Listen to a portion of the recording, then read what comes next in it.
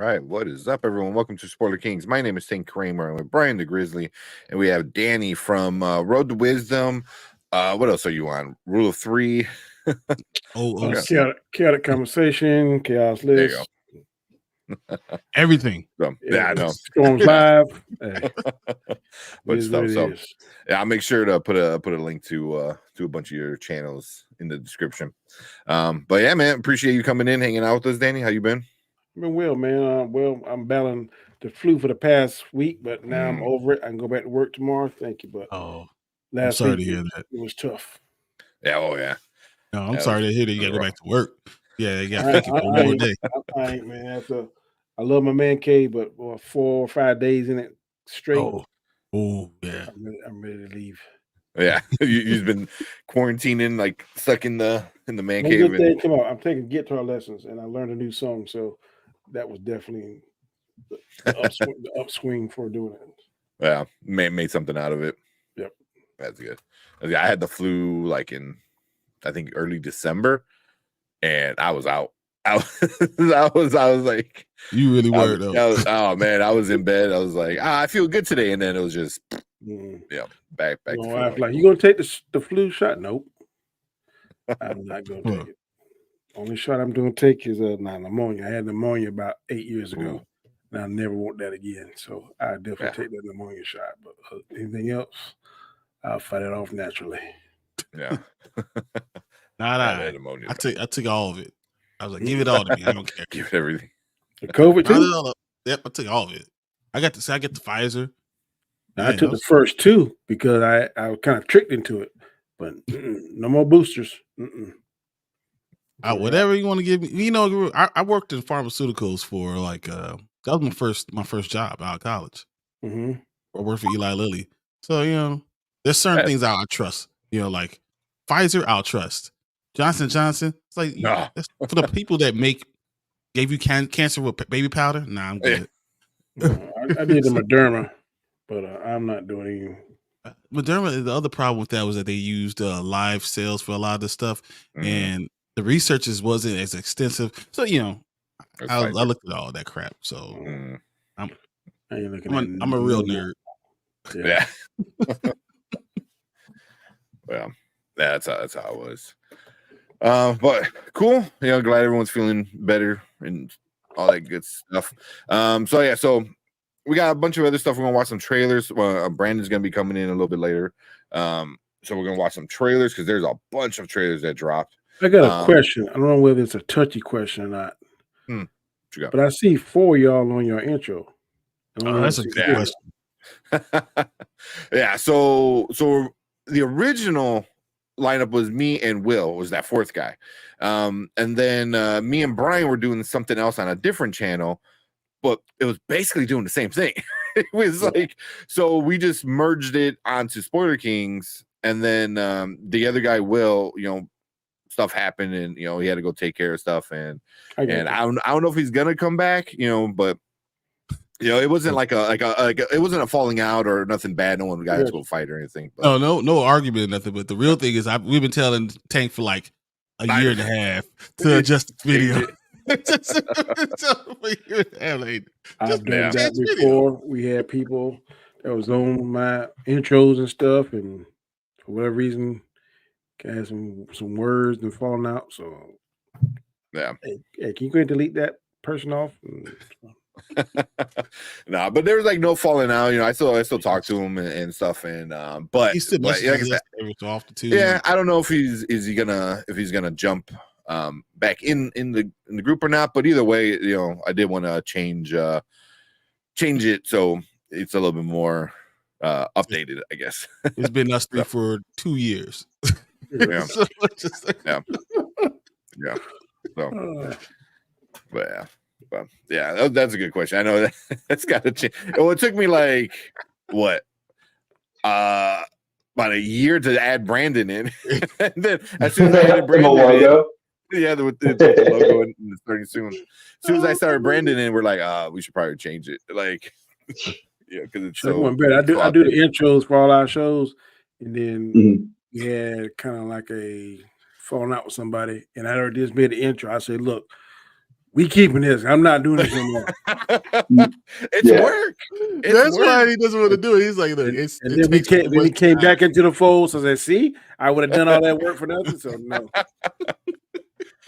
It's working. Then it's like for me, it's like, all right, do I edit a bunch of videos or do I do the intro and outro and stuff like that? Eventually, I'll do it for sure. Eventually, look, Danny, he's been saying for 2 years he's going to watch the last season of Stranger Things. He never did. So, I learned it.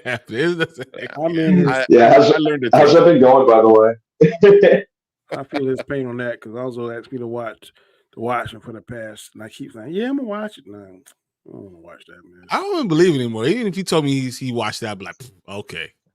I mean, I know it by just being on the internet. I already know the whole story, so everything got spoiled, everything got ruined. I know how it all went down, so it saved myself 6 hours. I guess just like if you didn't see He-Man, you listen to us talk about it. I feel like you saw it. What, the He-Man? Or it's just not the same. I can't wait to the third part, man. Yeah, I gotta finish it. I was sitting there watching. I was like, Drew. I want to see the third part now. Yeah, I was like, hurry up, man! This is ridiculous. I didn't even know they were gonna do. Well, technically, this was the third part 4, right? Because the first season was 2 parts. Yeah. 5, and part 2 was 5. So technically, it's the third part, season 2, part 1. Yeah. So I don't know whether it's going to be a season 2, part 2. That'd be cool. I think I'm going to go back and just start from the restart from the very beginning, just kind of as a refresher, because I wasn't on slide. I wouldn't do that because when it first came out, I was like, "What is this?" Then I went back and watched the last episode to catch it. Like, how did she kill? She killed Heaven. I didn't remember that. And how did Orko get powered up? But once I went back and watched the last episode, I said, "Oh, okay, now it makes sense." Yeah. Just watch the last episode to that. Season 1. A revelation. It really all you need, because I think season 2, the last one of season 2 of Revelation, I think it was a little bit longer episode. I think it was like a 40-minute or something like that. It was almost an hour. Yep. Yeah. And then the part that got me upset, because I liked part 2 way more than I liked part 1, but at least part 2 was good. But everything that happened got all undone at in the last episode. So all you gotta watch is that last episode, because nothing else mattered. And I was kind of pissed. I'm like, wait, we did all this with Skeletor and did this and did that and did that, and then none of it mattered. And then it went a whole different direction. And but I don't know whether this was done intentionally, but if it was, it's genius, because this second season made you go back and watch the first season, or at least the last episode. Part of it is rewatchability. Because I was like, what I didn't understand any of this stuff. But then when I saw it, it made a lot more sense. And then when you watch the next 5 episodes in season 2, like I said, I watched them back to back to back to back. And I was everybody that would listen, man, you gotta watch Revelation. You gotta watch Revelation. This thing is fire. So hats off to Kevin Smith. I don't know what he did or what he drank, but drink more of it, brother. Yeah, he did a good job. I think most of the voices came back except for Sarah Michelle Gellar, who was Tila. She didn't come back. And did you notice who his brother was? That's William Shatner. Yeah. Oh yeah, right away. Yes. It was Caldor. Yep. Right away, that was William Shatner. They had some epic voices in this thing. Keith David. Yeah, the voice cast is Keith David. That was. I mean, you heard Keith David immediately. I was like, wow, okay, yeah. He was great as what's his name? Hordak. I was like, Hordak, what's his name? Yeah. It was they just like Hordak looked very sinister too. Yeah, that I appreciate a lot. Yeah. But so yeah, Brandon, I know you didn't watch it. I don't know if you want to spoils or not, or if it don't matter to you. You're gonna have to we're gonna push Brandon out while we do this one. Yeah, because I'm going all spoiled. I'm spoiled. Yeah, it's there's only 5 episodes and they're all like 30-ish minutes or so. So there's obviously some spoilers, but I don't know if you really are into it. Then you might want to come back in 15 minutes. If not, you know, Which you guys?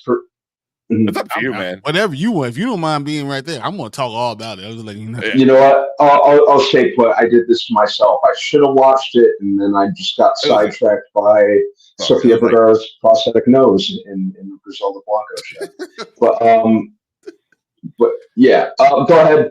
Have at it. I'm gonna watch it anyway. It wasn't even that long. Like I really watched it in like no time at all. Like 2 hours. Yeah, you knock it out in like one night. Yeah. But even you know what I would say, even if it like we spoil it for you, and you know certain things that are gonna happen, nothing is surprising. You know what I mean? Like you can still go back and watch it and enjoy it, even if you know what's kind of gonna happen, because nothing crazy happened. Like you knew as I was thing watching is surprising to me now.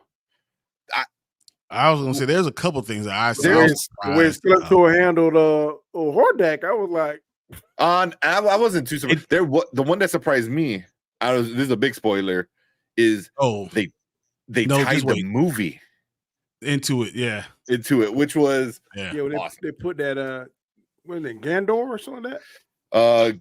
Gwildor. They made that live action canon. That's awesome. Yeah, he's in there. Yeah, so that's the only part that was like, I'm like, what?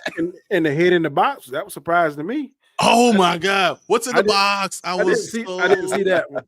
Hey, Kenny. What's up, Kenny? And I know Kenny said he's filling out an Oscar form right now. So we have a free contest for everybody. If anybody's watching right now, link is in the description and it's pinned to the chat. But it's free. All you gotta be a subscriber, and then we're gonna give away a prize at the end. Whoever gets the most Oscar picks right gets the prize. Probably do like an AMC or a Fandango card or something like that. But yeah, so go check out. We need at least 10 so we can actually make it worth our while. But yeah. So make sure you go check that out. And we'll talk about that a little later too. My picture. I know, man. I pack all this stuff up. So like in my basement right now, there's like nothing in here, but like everything is gone because I'm literally moving in 18 days, and I'll be going for 7 of those days. So everything is all packed up. I thought you had already moved. No, I've been packing. I have so much crap. It's so weird. My house won't. So I'm having a house built. I'm having the house built right now, so it won't be ready till March 29th. So I'm gonna be on the road for like 6 weeks, like this stuff. Damn, I thought it was beginning of March, but no, that would make more sense. It's the close on the 29th. I probably got your record, man. Since I've been married for 28 years. I believe we moved about 21 times. Oh man, my goodness! So like once a year almost. Yep. Like if I get a job, go somewhere, I'm like, okay. But that's what you got to do, though. I mean, this last house I'm in now, so this is it till I die. Unless one of us hit the lottery.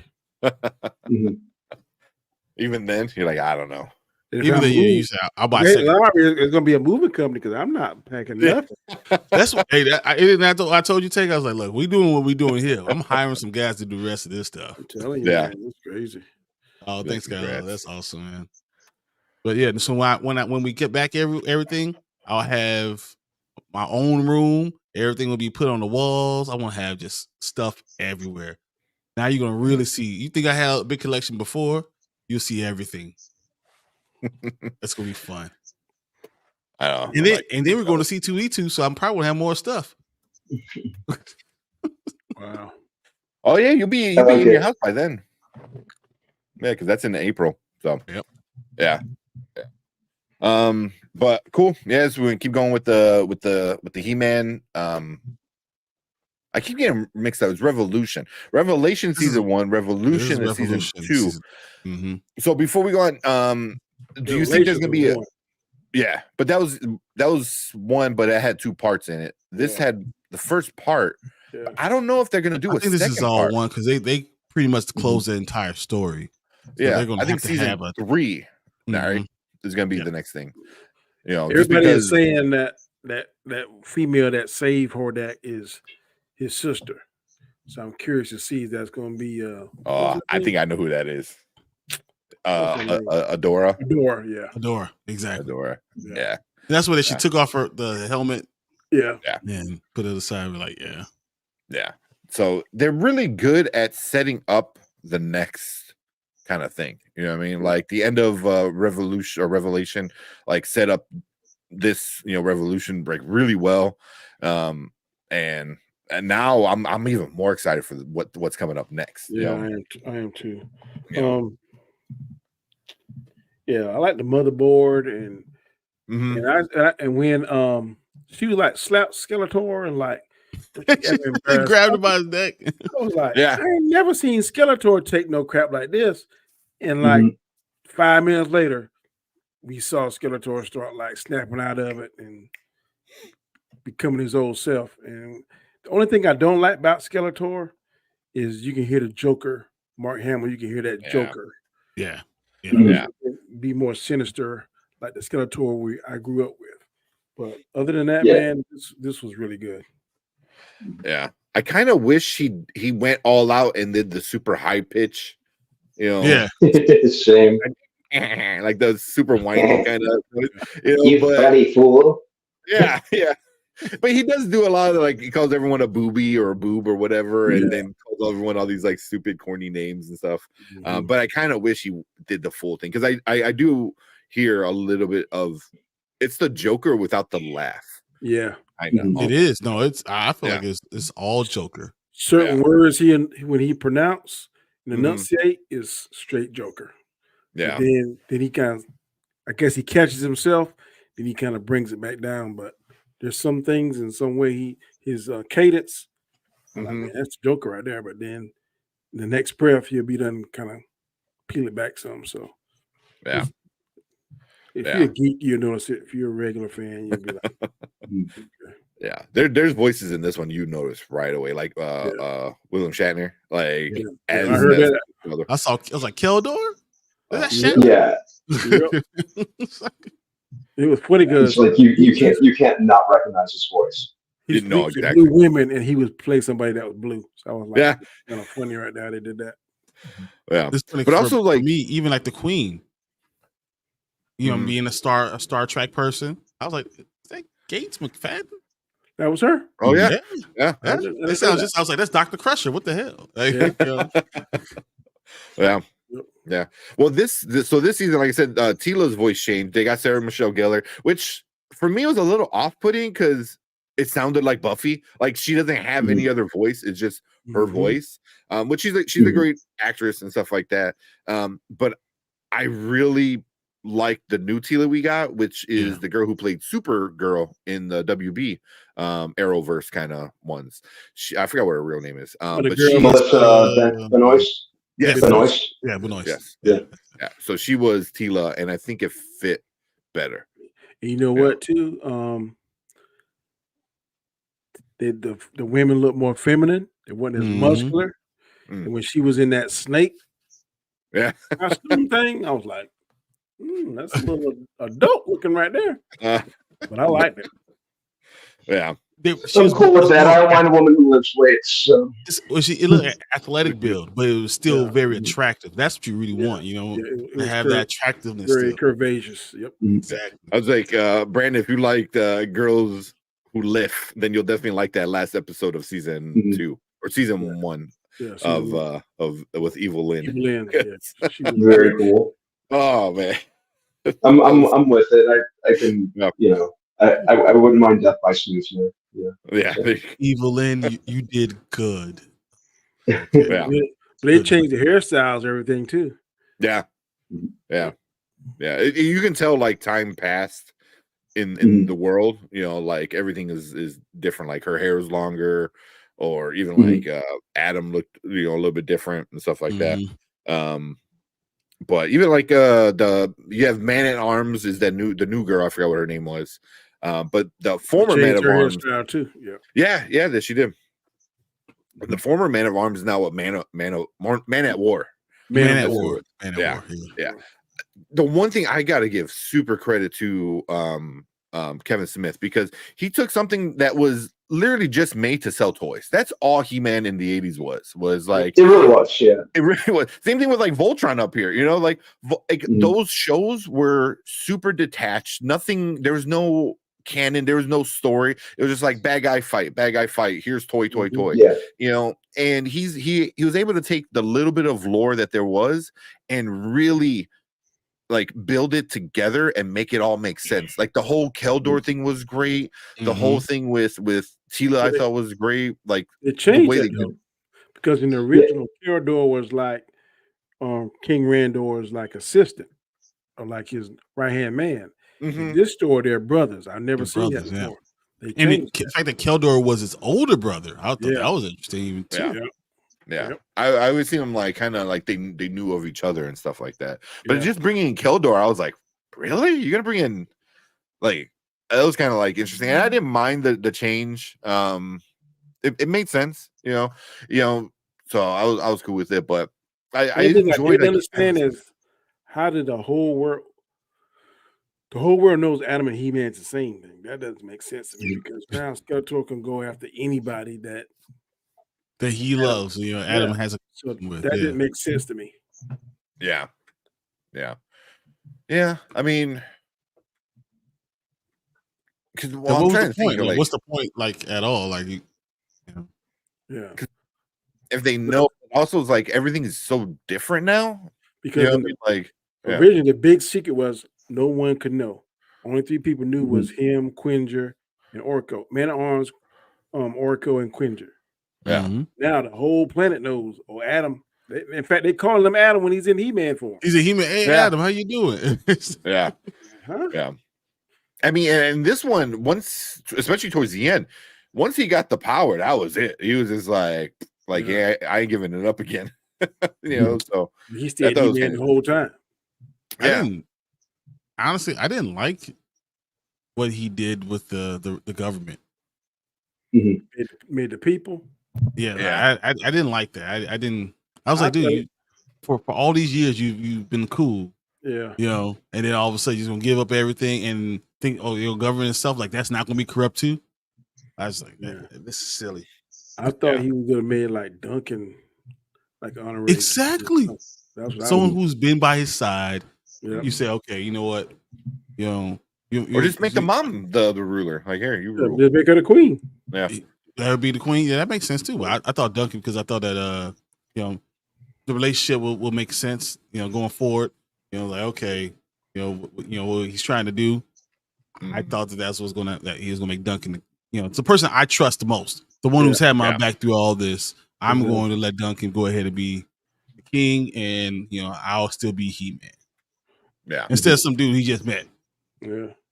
One thing I did like was how what's up, Brandon? Orko is no longer a nerd or a clown. He's actually has power and actually a legit wizard instead of how he used to be like the court gesture back in the old. So I'm glad they changed that up. Yeah. They even kind of kept the same, like, really good, I thought, with the voice. You know, it was like, he sounded original. Part 1, right? In Revelations. Yeah, I think he did both of them. Yeah. But he got powered up because his suit was red at first, and now I guess when he died and came back, it's white now, and kind of like Gandalf, I guess. When Gandalf changed from the gray to the white. So I didn't even think about that. That's actually a really good comparison. I didn't even think about that. Is that like a wizard thing now? When you die, you come back a brighter color. Yes. Yeah. When I saw it, I was like, that's kind of Gandalf. Yeah. Gandalf, whatever his name is. Gandalf, yeah. So right now we're talking about the He-Man, the new season, Revolution, the one that's on Netflix. That's what we're kind of talking about right now. I'm thinking they're gonna name the third one Resurrection. That makes sense to me. Of course. That makes perfect sense. When Hordak comes back, Resurrection or whatever. Yeah. I could definitely I knew like Skeletor was gonna do what he did with Hordak because the whole Hordak has all the clones kind of thing. And that I didn't know that. So they played that up in the She-Ra cartoon. Which I thought the She-Ra cartoon was pretty good. It was a little bit of a different retelling of it. But it was all She-Ra and Hordak. It had nothing, no He-Man or no Skeletor at all. They do that. I never read the comic books, and I was told by somebody that read the comic books that a lot of this stuff is coming from the He-Man comic books. That makes sense. Mhm. I heard it was makes better than that. Actually, I don't think I've read any He-Man comic books at all. I heard they're really dark because in the He-Man I haven't read any. Skeletor kills the sorcerer like he did in the first one. Really? Mm-hmm. It makes sense because the cartoon was, like I said, it was super kiddie. It was made for kids. It was, made for selling toys. So I can see the comic book actually building a world and building. The comic book was really dark and being dark. It makes sense. I mean, could be a very dark story. I mean, you're think about what the brothers are doing. Like, if this was in comic books, then that would be unbelievably dark. Yeah, they show a little bit of semi-sexiness because doggone Evelyn tells Skeletor to power down because she wants to feel his point. It was kind of crazy stuff. Oh, that was hilarious. I was like, come on, Skeletor, really? Then she straddles him in the chair. Uh-huh. I'm like, okay. Yeah. So that was in the part 2 of season 1. Yeah. But yeah, I was like, when I saw that, I was like, all right. I'm like, you're gonna give up the power of the universe. Literally the power of the universe. You are a god at that point, and you were gonna give it up just to have some sex, man. Sometimes that itch just needs to be scratched. I mean, Superman did it too, right? Yeah, he sure did. So, oh man. But yeah, I thought that was like super, and he didn't even think about it. He's like looked at her. He's like, take it back. Take the power back. Let's go. You ninny. Yeah. Let's see what we got in the comments real quick. We got Travis. What's up, Travis? He said, how's it going, guys? I've only seen the first episode of Revolution, and I'm enjoying it so far, even if the voice / animation changes were super distracting at first. Yeah, I like the animation. I mean, the animation. Yeah, the animation's great. Yeah, the animation's really like the animation. I like the voices. Most of them stayed the same. Besides Tila, I think. And when you hear Keith David, man, you used to be like, man, this right here. Yeah. When they showed Hordak like sitting on the throne in the shadows, you couldn't see his face. Mm-hmm. Like, man, that's tight right there, bro. Yeah. Yeah. Kenny said, is this He-Man series a continuation of something? Of the original story. Pretty much. From when did the original one end? Had what, early 90s, maybe, if not late 80s? The original, either like the very tail end of the 80s or the early 90s. Yeah, it has to be like 89, 90. Yeah. It has to be. Yeah. And then they did that. They brought it. They had that revamp like in the early 2000s, like 2001 or 2002. The one with the Snake Man or something. That wasn't bad. Mm-hmm. No, not at all. Yeah, it just didn't. The one when he went to space, that one was crap. Oh my god, I forgot about that. He like an astronaut. Yeah, he went to like another planet or something, right? Or something. I didn't like that. Yeah, that was bad. Mm-hmm. So Travis said the story of Billo Bike Rander gave Adam verbatim a story about a real bicycle Kevin Smith had and his father fixed it. Oh really? Oh okay. Wow. Yeah, because there's a whole part where like Adam tells a story about his dad building him a bike. Yep. Yeah. He's like, and they didn't have any more, so he built it with his bare hands. The king built it with my bare hands. Embarrassed to ride it because it looked like a piece of junk. Yeah. That was a good story. But I can see like he put streamers on here. I'm gonna put some cards in the wheels, and he's like, "What the hell is that?" 2 different size tires. Yeah, I ain't riding this mess. Yeah. That's cool though. That's a kind of a story he took out of his real life. But that's what Kevin Smith does that a lot. He'll take like little things from his real life. So yeah, I saw it came out in 2001 or something because I was like, oh snap, when I saw it was a couple years ago, didn't know it was a 3rd season. Technically it's the 2nd season, but the first season was 2 parts. Yeah, 2 parts. It's the 3rd act. Yeah. But it's pretty good. It's pretty good. If you can muscle, I mean, if you want to watch it all, we were just telling Brandman to just watch the last episode of Revelation, and that's all you really need. But if you want to watch it all, you can muscle through part 1 because part 1 was part 1 was just weak. Yeah, it was just so it wasn't even like a lot of people got angry because like the whole like it was all about the girls, which was whatever. but it was setting up the return of He-Man. It was just a boring story. I thought I didn't even care about that. It was just boring. You're not doing when anything. he went to heaven. That was like, yeah. Like literally, I feel like I turned off. I remember turning it off during it's like the pandemic time, like twice. Yeah, like this is bad. It's just like, okay. Yeah. And I didn't watch part 2 for like a month or so after it even released, maybe even longer. I think Danny, you were talking with Anzo, right, about it, like when that first came out, part 2 came out, and I didn't even see it at that point. So I heard you guys talking about it, and you guys said it was better. So that's I think I went and watched it. It's definitely better than the first part. But this one, I'm telling you, I got nothing bad to say about it. Yeah, no, the story was good. I like the character. I like them meshing these things together.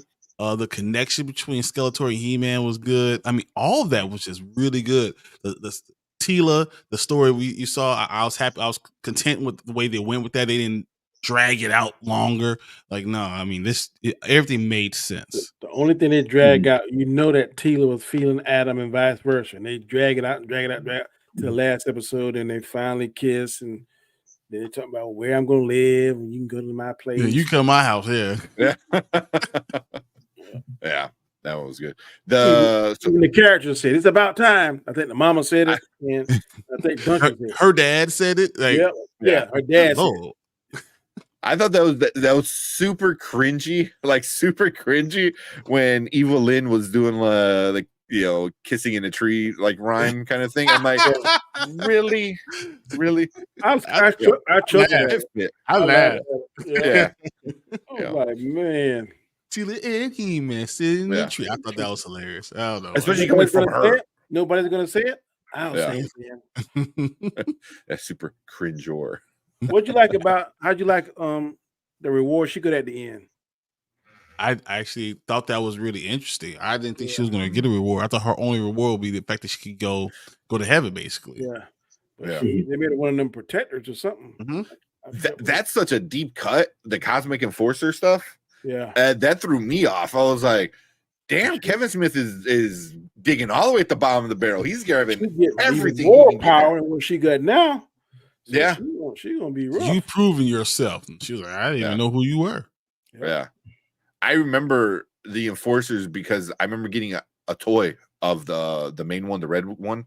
And I'm like, what is this? Why does this look so stupid? Because it's like a human, but with the stupid hat. And then he got like webbed feet.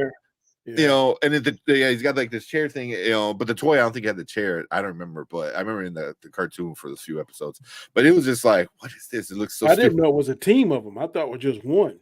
I thought it was, I know there was like 3. I didn't like, they might have changed it in the book. Yeah, there's a whole group of them, which is cool, But yeah, the Cosmic Enforcers was super interesting because I was like, wow, Kevin Smith he must really like He-Man if to know about like stuff like this. So yeah, I got a question for you guys. The Cowboy man, I ain't never seen that action figure before. I ain't never seen him before. Do you guys think that this He-Man would get enough? Because you see it's trending everywhere, right? It's number like 2 on Netflix. Can it get enough, backing that we might get a live action He-Man? Like they've been talking about forever. I hope they don't do it because the last time they've been trying to do it for years. Wasn't a Hispanic guy supposed to play Adam? I don't want to see that. No. Well, it was it was Adam Smasher from Black Adam was gonna at one point, like he had signed the dotted line. Really? Yeah, he was going to play He-Man. He was going to play Prince. He was going to play He-Man. And then he backed out, which would have been a weird choice. Give me Reacher. That's what I mean. Just put a blonde wig on him. Put a blonde wig on him. That's what I want. Maybe old boy that play Thor. You might can pull it off. But would you want to see him as basically like another version of Thor, essentially? Yeah, exactly. Give me the hammer. Here's the sword. As long as you're not goofy like Thor, the way they make Thor so goofy now, I really don't like that because in the comic books, they like that. They turned Thor into they turned Thor into a goober. Yeah. So the new comic book run right here, was it the Immortal Thor? They really keep him back as a badass. He is something else, something to be reckoned with. Now he's got all the power and all that crazy stuff. And now his dad lives in the Hammer, which is exactly weird. I made this argument, maybe y'all may agree with it or not, but I don't think that Thanos could beat Odin. No, he couldn't. So and that's when Odin died, and that's when he did all this stuff. I done made this argument. People like, no. So I'm telling you, man, I don't think Thanos could beat Odin even with those rings. So when you look at like powerful beings, like Hulk is like one below Thor. Odin is 2 in front of Thanos. Because like Odin is like 5. I believe it. And Thanos is like 8. And he's just a little bit, because Thor is like 10. So like he's only a little bit in front of Thor. And then Odin is the All Father. Right? When he's doing it, he can kill everybody. There's nothing that sort of a cosmic entity can kill Odin. So see, when Odin died, all that power should have passed to Thor. It should have. I'm not figuring out why Thor. We saw Thor kill him in Endgame, a version of him, a weaker version of him. But I'm thinking that with the hammer and with the All Father, what do they call it, the Odin Force. Yeah, the Odin Force. Yeah. That should be just on par with those Infinity Ring. That was the assumption I believe in the comic book world. I don't know whether or not they water him down in live action, but I was like, Danny, you don't know what you're talking about. I said, okay, now I read a little bit of comic books back in the day, and I'm telling you, I think Thor. I mean, Odin is the truth, and really, what they should have done with Thor is in the 4th movie made him Thor Odinson. So all of a sudden he's become the most powerful version of Thor. That's what we should have saw in Thor 4. Or that whenever, was so amazing. Whenever he transformed both those hammers, then we should have seen him back his normal self, not Fat Thor. They let that joke run on too long. He should have been, or maybe when he get beat down, then he decides he finally taps into his inner Odin force, whatever, and then transforms, and then that's who saves the day instead of Tony Stark snapping and dying. That's what I would have done. Yeah, I would have liked that. Pound for pound, Thor is the strongest guy. Like I will take Thor over. He's a god. He's a real god. Like there's no reason him being around for 3,000 years, 4,000 years. There's no reason anyone else should be even touching him. Honestly. Yeah. I mean, what they did with Thanos, I mean, they even changed him so much from the comic book, and they made him so OP'd where he beat down Hulk, which made no sense. And the way they did with Hulk and then everything that happened with there was like they obviously changed the characters for the movies. Yeah, but they watered down Hulk so much because they didn't have control of the character. Hulk should never get beaten. He just should get angrier. He just gets, yeah. Him being afraid to come out was, I thought, that was crazy. Yeah, that bothered me. Yeah, that was. Which I didn't mind seeing Professor Hulk. I just wish they would have showed us how he got to Professor Hulk. Not just pop up, hey, here I am. They would have showed us him going through the progression, the different experiments he's doing and stuff. I think it would have been a whole lot better than just boom, here I am. Yeah, I mean, they could save it for the Solo movie. And the whole thing could be like the inner Hulk, the Hulk is inside, pissed off and getting more mad, and he's like, he goes, "Oh, I didn't let you do it. You took it from me, and I'm stuck inside you, and you're weak. You have my body, and you're doing a disgrace to Hulk. And then you can kind of go back and do some flashbacks and stuff like that to kind of justify why he sucks, and then hopefully, but at the end of that movie, you have to make him better. You have to do different versions of Hulk. I like to see Mr. Fix It too. Yeah, I would like them see them take him and kill someone that he loves, and let's get World War Hulk, like Betty Ross. Yeah, I mean, kill what's his son's name? I'm blanking right now. Scar. That version of Scar, and then kill him. Even though Scar's wants to kill him, but just because they did such a bad job with him. Use that as motivation to make him just go crazy and go ape shit and just like blow the whole world up. Yeah. Kill his You know barber. how I feel about that whole That's trope. I gonna hate when they That's freak. going to take planning to do World War Hulk. You got to make it make sense. If you do it now, you destroy the whole MCU. Yeah. No, exactly. Yeah. But you could. You could literally destroy it and blow it up. Yeah. I saw that comment. Yeah, I'm all for it. Whatever. Yeah. I'm good. But I don't like when they fridge the girlfriend, even if it's fridging the son. I always thought like killing somebody and making them like that. Like somebody has to die for them to be better. Is always kind of like, But that's the storyline of World War Hulk. Like he killed his family. Yeah, isn't it like they killed his girl? They sent killed his his girl. girl. They killed his wife. Right? They killed his wife. And he went to that planet, became went to like the- king, whatever. Yeah. Somebody killed his wife. I'm not sure. And I think he came back and blamed. And he blamed the Avengers. And No, and not he the went, Avengers. The Illuminati. Illuminati. Yes, Yeah. Illuminati. Yeah, the Illuminati. Yeah. And then he made them do the stuff he did, with the whole arena kind of stuff. I haven't read that in Immortal Hulk, but I heard he's pretty rough in that too. Yeah.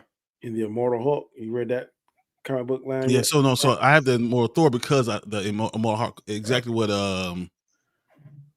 it's exactly what Kenny was talking about. It's the same writer. Yeah. It's Al Ewing, I want to say this.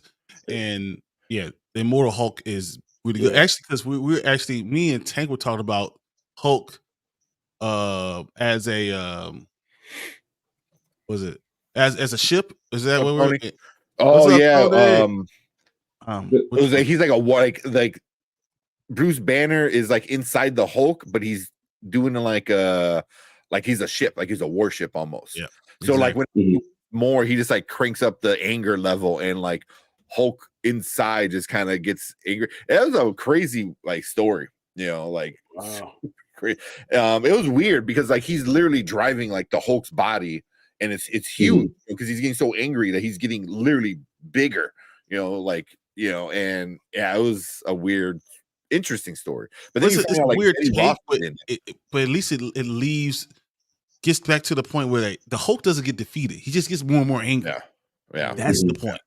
Yeah. See, but I like that, but it was weird with that one was because it's like, oh, Bruce Banner is the real psychopath. Because like, oh, the Hulk is the Hulk because he's just pure rage and anger, so he's always going to do Hulk stuff. But it's Bruce Banner who's the real crazy person out of the two. But you always assume Bruce Banner was the calmer, more thought out person. And in that comic book run, and in that comic book run, he was the crazy one. You know what I mean? And he had that at one point he had the vision of Betty Ross, and Betty Ross was like the evil, his evil alter ego in his head that he kind of created. So it was a interesting run. I don't know how it finished. I stopped reading it, but I mean, he was tearing through space holes. Like he was so strong. It was weird. Wow. Yeah, no, it reminded me of like Fight Club for Marvel. It was kind of. It was like almost like a what if, because every time he cranked up the rage, like throttle, it would be more crazy stuff that Hulk would have to fight. So at one point it was like a huge Wolverine, and then he wound up fighting like all these like crazy things. So it was like you just throw the craziest like what if scenario at Hulk and that was the motor, the engine of the spaceship. It was weird. It was cool, but it was weird. Yeah. It's definitely not one of those canon stories, but no. Yeah, because then he finds another. That's what he finds another alternate reality or something of Bruce Banner. I thought he ripped a hole through the fabric of reality and then went and moved into a different realm. So it was weird. I mean, I don't know.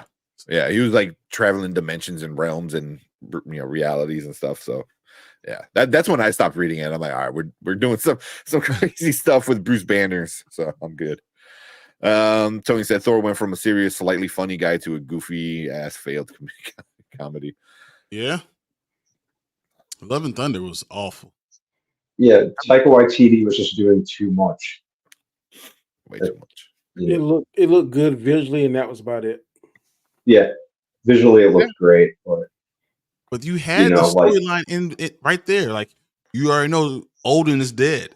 So I remember before the movie came out, I was saying both of you guys, I was like, yeah, they're gonna make him Thor Odinson. This is going to happen, and I was so wrong, and because they just wanted to make him a joke still.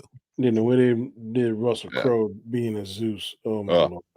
Yeah, the first 5 minutes of that movie were amazing. I thought, and set an awesome potential tone. But then, like once Enya started playing, during the montage scene, I'm like, something doesn't feel right.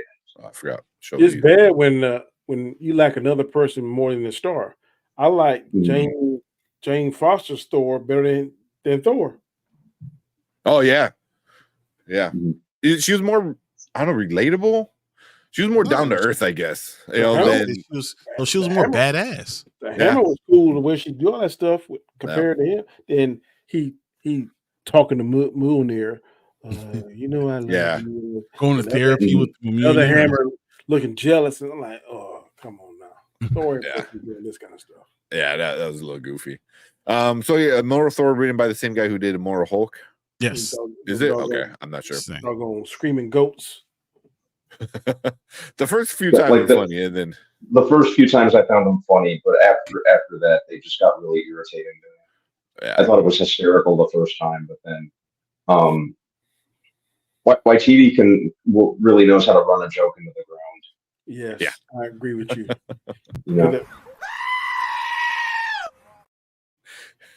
Fine. So it was like every time something, there was room for like emotional weight in the movie or like something serious, he would sabotage himself. He would undercut it with like screaming goats or Thor just being an idiot, or just something. He would. I've very seldom have I seen a movie like self-sabotage like that. Because the Fat Thor joke ran on too long. It was funny at first, but I thought it was fine in game, and then they should have left it alone. Yeah, I'm saying that when we first saw him, I was like, okay, but then by the time he's ready to fight Thanos, he should have been done back into shape. Yeah, the original plan.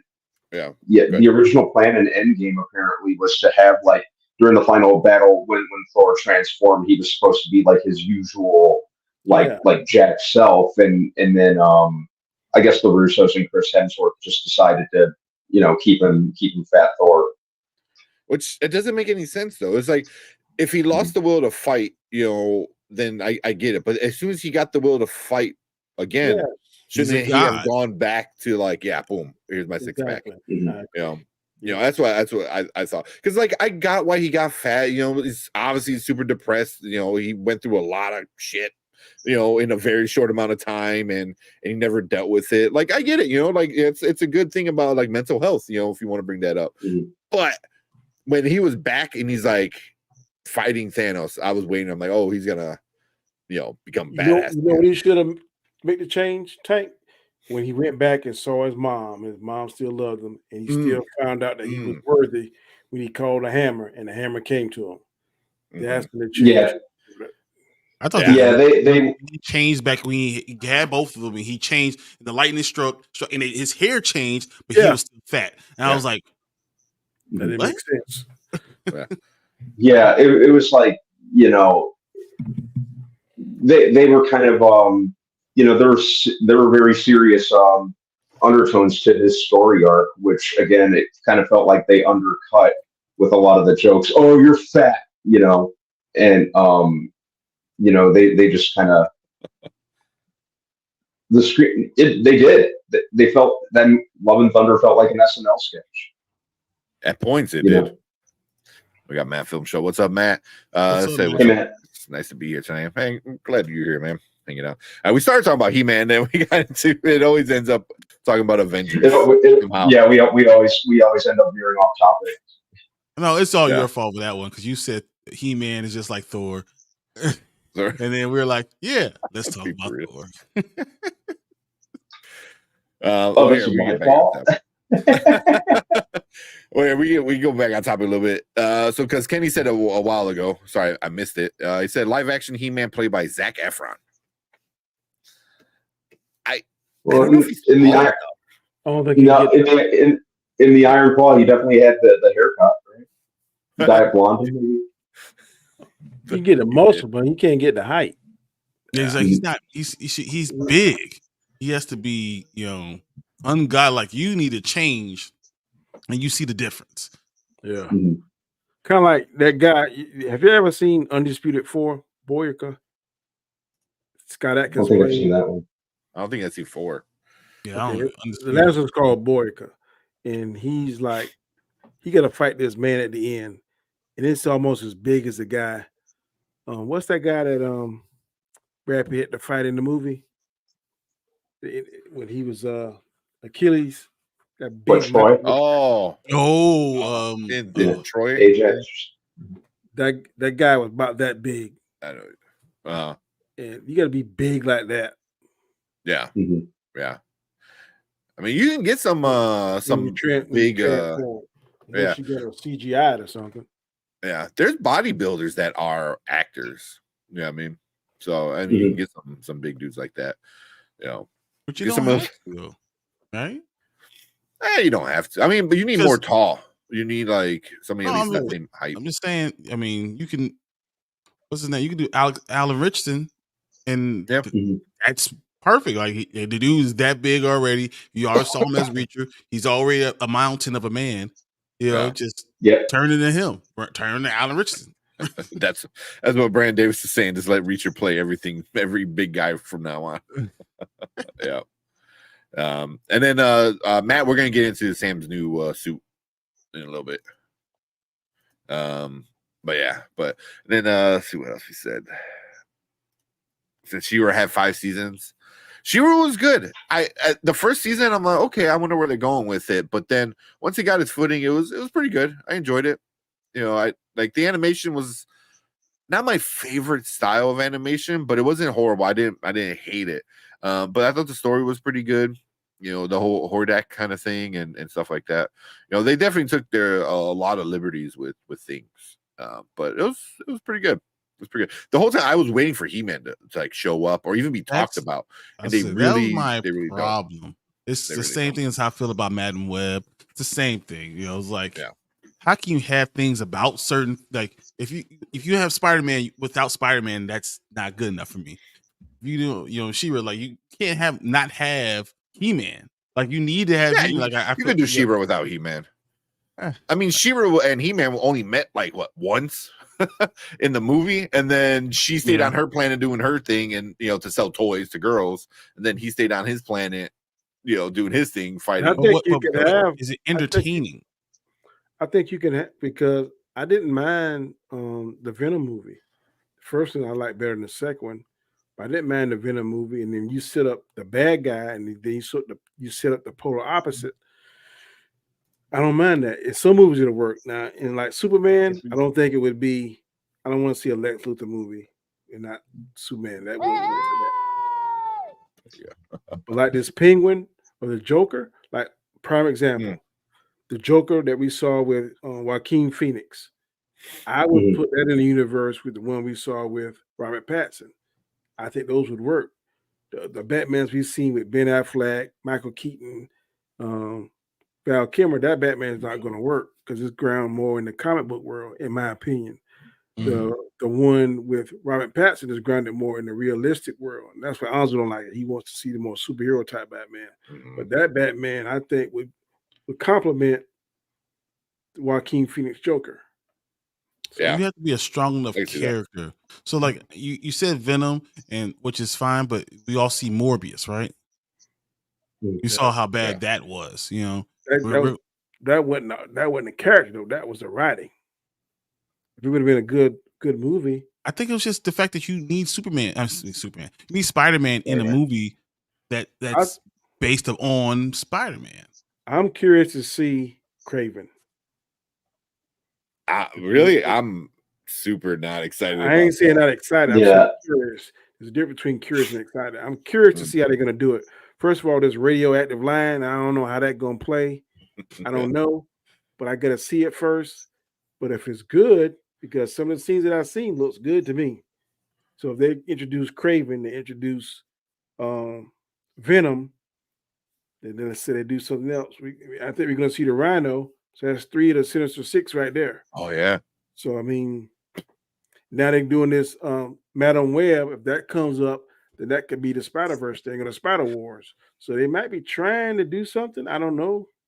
But if I worry that all of a sudden everyone gets turned off because of Mad Web. If it's not entertaining enough. When you see Spider, people don't see Spider-Man. That Spider person, whoever he is in there, looks to be a badass. I think he might be so he's the bad person. So I think he's going to be the saving grace of that movie. Well, the rumor was that we're going to get Tobey Maguire at the end of the movie, possibly. Yeah, I'd rather see Andrew Garfield. Andrew Garfield. I don't disagree with you. Yeah, I heard it was either one. He's the darker out of the 3, and this is like going to be a dark movie. So I want to see the darker Spider-Man. That's true. The Andrew Garfield needs a third Spider-Man. Yeah, has to happen. We can only dream. I mean, right now though, that's the big issue. Is Sony wants to bring back Tobey or Garfield, and they want Marvel's both. like, no. Yeah, they want both, and they want with Holland. Spider-Man to y'all.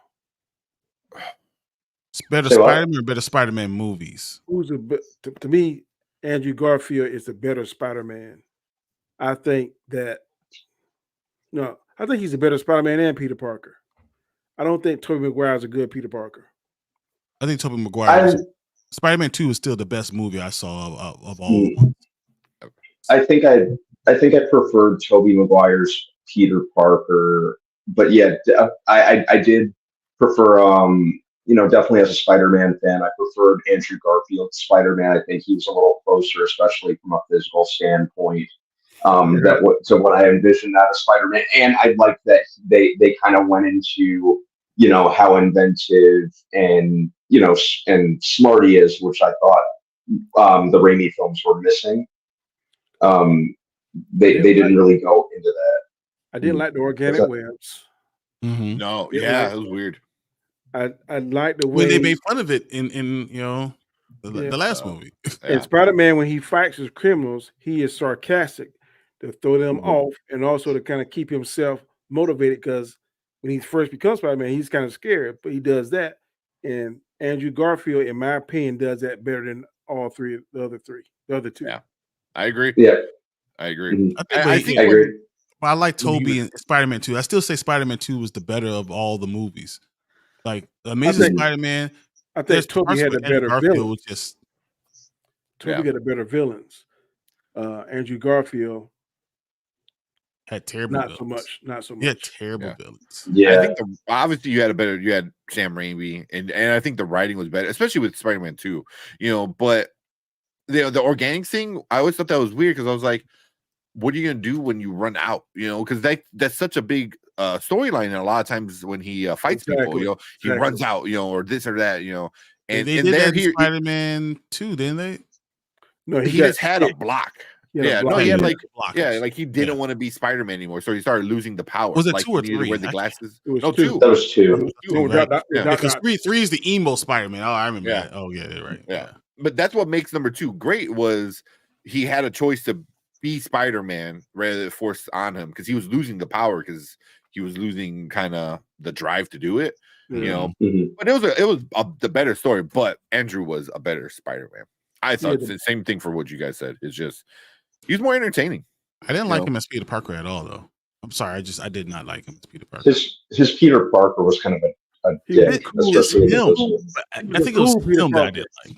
He wasn't a geeky Peter Parker. He was a cool Peter Parker. We're not used to seeing that. I didn't think that's not my Spider-Man. I was like, well, Spider-Man's supposed to be. He shouldn't be Ferris Bueller, which is what essentially they made him, especially in the second one. But I think. I'm sorry. Go ahead. No, I was saying the Tobey Maguire one. I thought he was good. I think they made him like a little too much of a dweeb at times. But I understand that that's kind of the what Raimi was going for specifically, because it kind of seemed like all Peter's motivation over the span of those entire 3 movies was to be with Mary Jane, which I didn't really like. for all the fantastical elements of the Raimi trilogy, I cannot for the life of me understand what he saw in that version of Mary Jane. She was not sexy. Not at She was all. for the streets. And yeah, they like cleaned up Kirsten Dunst. They made her look very plain. Yeah. I don't think she's that boring. exciting anyway. Like, there's nothing Kirsten Dunst Even- that just like. She had her moments in the she did. 2000s. I thought I haven't seen it. here and there. Then the sex She looked pretty good at Bring It On. I don't think That Kirsten movie Dunst was- and sexy has never been mentioned in the same sentence. that one movie when she was a dancer, wasn't it? Bring It On when she was a cheerleader. She was I a thought she was- cheerleader. I thought she was a dancer and she was seeing the black guy. Oh no, so yeah, that's Yeah. not. That was Save the Last Dance. That's the What's her name? you know, That's that's a different actor. Julia Stiles. Julia Stiles. Yeah. Yeah, exactly. Oh, yeah. I Yeah, was thinking it was Kristen Dunst. Yeah, you're right.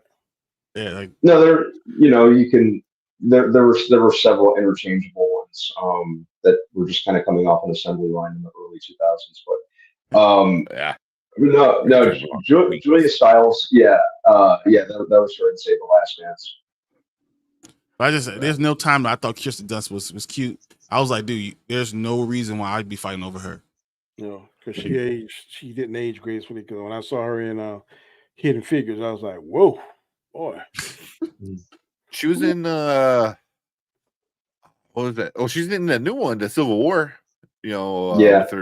With her husband again. That they only do movies together now, I guess. Yep, So- that's the only way they do it. Yeah. Oh yeah, her and Matt Damon, right? What you say? Matt Matt Damon? Damon. No, not Matt Damon. Meth Damon. Meth Damon. Matt Damon. Meth Damon. Okay, gotcha. That's hilarious. That's yeah. Mhm. Because he was Matt Because Damon he was on Breaking Bad. Oh, Breaking Bad. Yeah, because he was on Breaking Bad. Get it?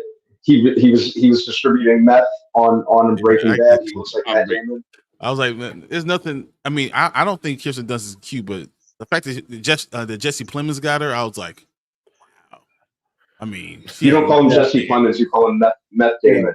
Bryce Dallas Howard could have been a good Mary Jane. Yes. I agree. Ooh, oh, Oh, no, she looked great as Gwen Stacy. fine, she's too fine. She looked great as Gwen Stacy. She be too thick. She be too thick to be on the web. Nah, man. Yeah, I could Think see that her peanut Mary butter, man. Jane saying, "You just got lucky, Tiger." Yeah, okay, I'm gonna get lucky. I love that line in Ultimate Spider-Man too when they did it on that panel. Oh man, go get him, I Tiger. They read did it it yet. twice. Oh, it was so good. Well, you should have. You should have read it. I can't even find it, man. On the shelves, I was so pissed. I went to 2 comic book shops on Sunday, and neither of them had it. I was told like, you "Oh, man." they are on the second print. Ultimate Yeah. Spider-Man are on the second print. It was up. I just came for He-Man. All right. Oh yeah, man. We got distracted. That was the first Oh man. talk about He-Man. Yeah. Well, here, kind of talk. I did want to bring this up. So there's a little bit of a spoiler for the show. So it's a good segue. Travis said, "I'm probably one of the only people who liked the 1987 movie, so I appreciate all the nods with it. With Gwildor Well this done. season. Hopefully, we get Dolph Lundgren Lundgren. and Frank Langella Angela. in Yeah. animation.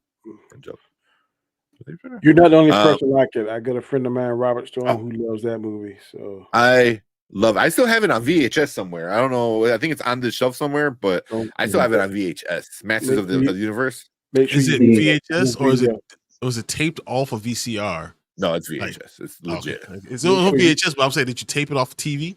No. Oh, No. make sure It's- you cut this out when you Oh. don't say that again. Cut it out of this. Don't because I think I grew up watching them. I remember I think I went to the theater with my uncle or something because like he hated it. But it was just it wasn't good. I mean, Courtney Cox was in it. Super Skeletor young was Courtney Cox. yeah, super That young. was Courtney the only Cox. good thing about it. Yeah. Man of Arms Because was everything else was sorry. Tila bad. was sorry. I thought Oh, that that's the reason why they won't do a live action You know, Because He-Man. it was so bad. Master of the Universe, because that was so bad that everyone looked at it like, man. And he didn't even transform. All he said was, "I have the power." Yeah. Yeah, and you know, reading up on that movie, they actually the original plan was for the entire movie to take place in Eternia and be closer to the series, but the studio cheaped out. Yeah. Now, when the stage of making Eternia like an actual place, Eternia looked like a desert on that movie. Desert, yeah. I remember. Yeah. Mhm. Yeah. I mean, that's kind of all it was, right? They went to like some somewhere down the road in California to a desert area, and like there's a cave. Yeah. The sorceress, Yeah, it looked like the place they usually hold Burning Man or something like that. the sorceress was old. She didn't even Yeah. look nothing like the sorceress on there. So the only thing that looked like it was Skeletor. He was true. Yeah, he looked cool. I mean, yeah, Beastman. Dolph Lundgren. It's awesome, you know. But so they did some of the stuff in the show I thought was interesting because He-Man got like an upgrade in the show. You know, he gets like kind of more techie. But that upgrade reminded me a lot of the movie, you know, with the cape, even with the hair, some of the armor, especially in the beginning of the movie. In the original cartoon, they told us the story of King He-Man, who he didn't have the power of Grayskull. Was the King Grayskull? It was King Grayskull. King Grayskull. Yeah, and he got killed. That's what he looked like to me. In the 2000 version of He-Man, where he fights the Snake Man, or whatever you call it. There's an episode there where they talk about the original He-Man, which was actually King Grayskull. He has the cape and all that kind of crazy stuff. Wow. That's why I was surprised at the end of the show that he decided to get away from the whole kingdom. I thought that's why they were going to go ahead and, you know, he was like, okay, well, either I'm going to give it to someone I trust, my future father-in-law. I'm going to give it to this person. I'm going to give it, you know, I'm going to take it on, even though, you know, you showed me the way, but I'm going to be both for a little bit or something like that. You don't just dissolve the monarchy. I didn't think that was a cool thing. So, but didn't they make King Grayskull in this black? Yeah. Yes. He's like the first He-Man, quote unquote. Like, whoa, okay. Yeah. Did a race swap thing there. Okay. Yeah. And they showed like other He-Mans throughout like the time, you know, but he was like Grayskull was the first one. Yeah. Yeah. Can we get a Cobra 2? Like G.I. Joe Cobra? G.I. Joe Cobra? No, we don't need or that. what? Yeah. But yeah, but I liked it. I liked that they brought in the Wildar, whatever the little creature guy's name was. Wildor. You know, Gildor. Yeah, I thought it was kind of interesting. He kind of sounded like the same person too. The voice they had. Yeah. It was like somebody's like watch this movie a bunch of times and then be that weird little character. But he was cool. Cobra. Wow. Oh yeah, because he was saying that Dolph is not Asian. He is not, man. I mean, Dolph is like, you think Sylvester Stallone is aging really well? I mean, the only thing I'll say, Dolph is probably off the steroids and Stallone ain't. Because Stallone's like, he's old. I'm going out on top. Yeah. Yeah. People didn't like that, but I didn't hate that movie. I've seen worse. Which one? Expendables 4. I haven't seen it yet. I'm afraid to see it. I haven't bothered with it yet. I've seen worse, bro. I mean, yeah. Is it something to write home about? No. Would I go to the movies to pay for it? No. But now it's on streaming service. I didn't. I think it's an hour and 30, 35 minutes. I've seen worse. Yeah. I mean, you get what Megan Fox in it, so it can't be that way. There you go. Brandon Davis said the same thing. It wasn't bad. I didn't like her in there. She was kind of sickening. Yeah. She's not. I'm sorry. She's not a great actress. That's what starts to make me. Yeah, I don't know. I mean, there's only so much like pretty looks can take you. You know, when she got big off of. I mean, that's all she was in Transformers. Transformers, eye candy, but that's about it. Yeah. Yeah. But Yeah. Yeah, but so we'll finish up with the He-Man stuff. Where do you think the next part is gonna go? You know, it the way it ended, you know, I don't know too much spoilers, but the way with the ending, the little, you know, we get in like cosmic enforcers we already talked about. You know, Hordak is in the mix now. You know, are we gonna see Skeletor again? You know, like what's going on? I mean, you know, you are. I mean, that's easy. Yeah. Sitting. Yeah. I How know did that Or him and Hordak could probably make amends. I mean, I ain't quite sure because you know, like the enemy of my enemy is my friend kind of thing. Then they're gonna do that friends for a minute, and they're gonna try and double cross each other. Because I don't think Hordak gonna forget you tried to kill me and you almost killed me.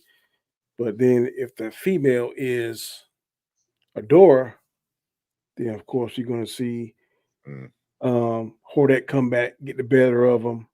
Then they're gonna have to do something crazy. Then Adora's gonna come to herself and she's gonna turn to She-Ra and help save the day and that kind of stuff. So it's gonna be something. And then of course Evelyn in her new position, she'll probably have to step in and help her do something. And I don't know what they're gonna do, but it's gonna be something that Skeletor gets the upper hand again. Because they're gonna do something careless in that castle, I guarantee you, and let him out or do something. He's gonna transform back to Skeletor and that kind of crazy stuff. So, yeah, like what would they call him? Skeletech in this one? Skeletech, yeah. Skeletech. That was a cool little look on him. Yeah. So I know Brandman, you didn't watch it yet.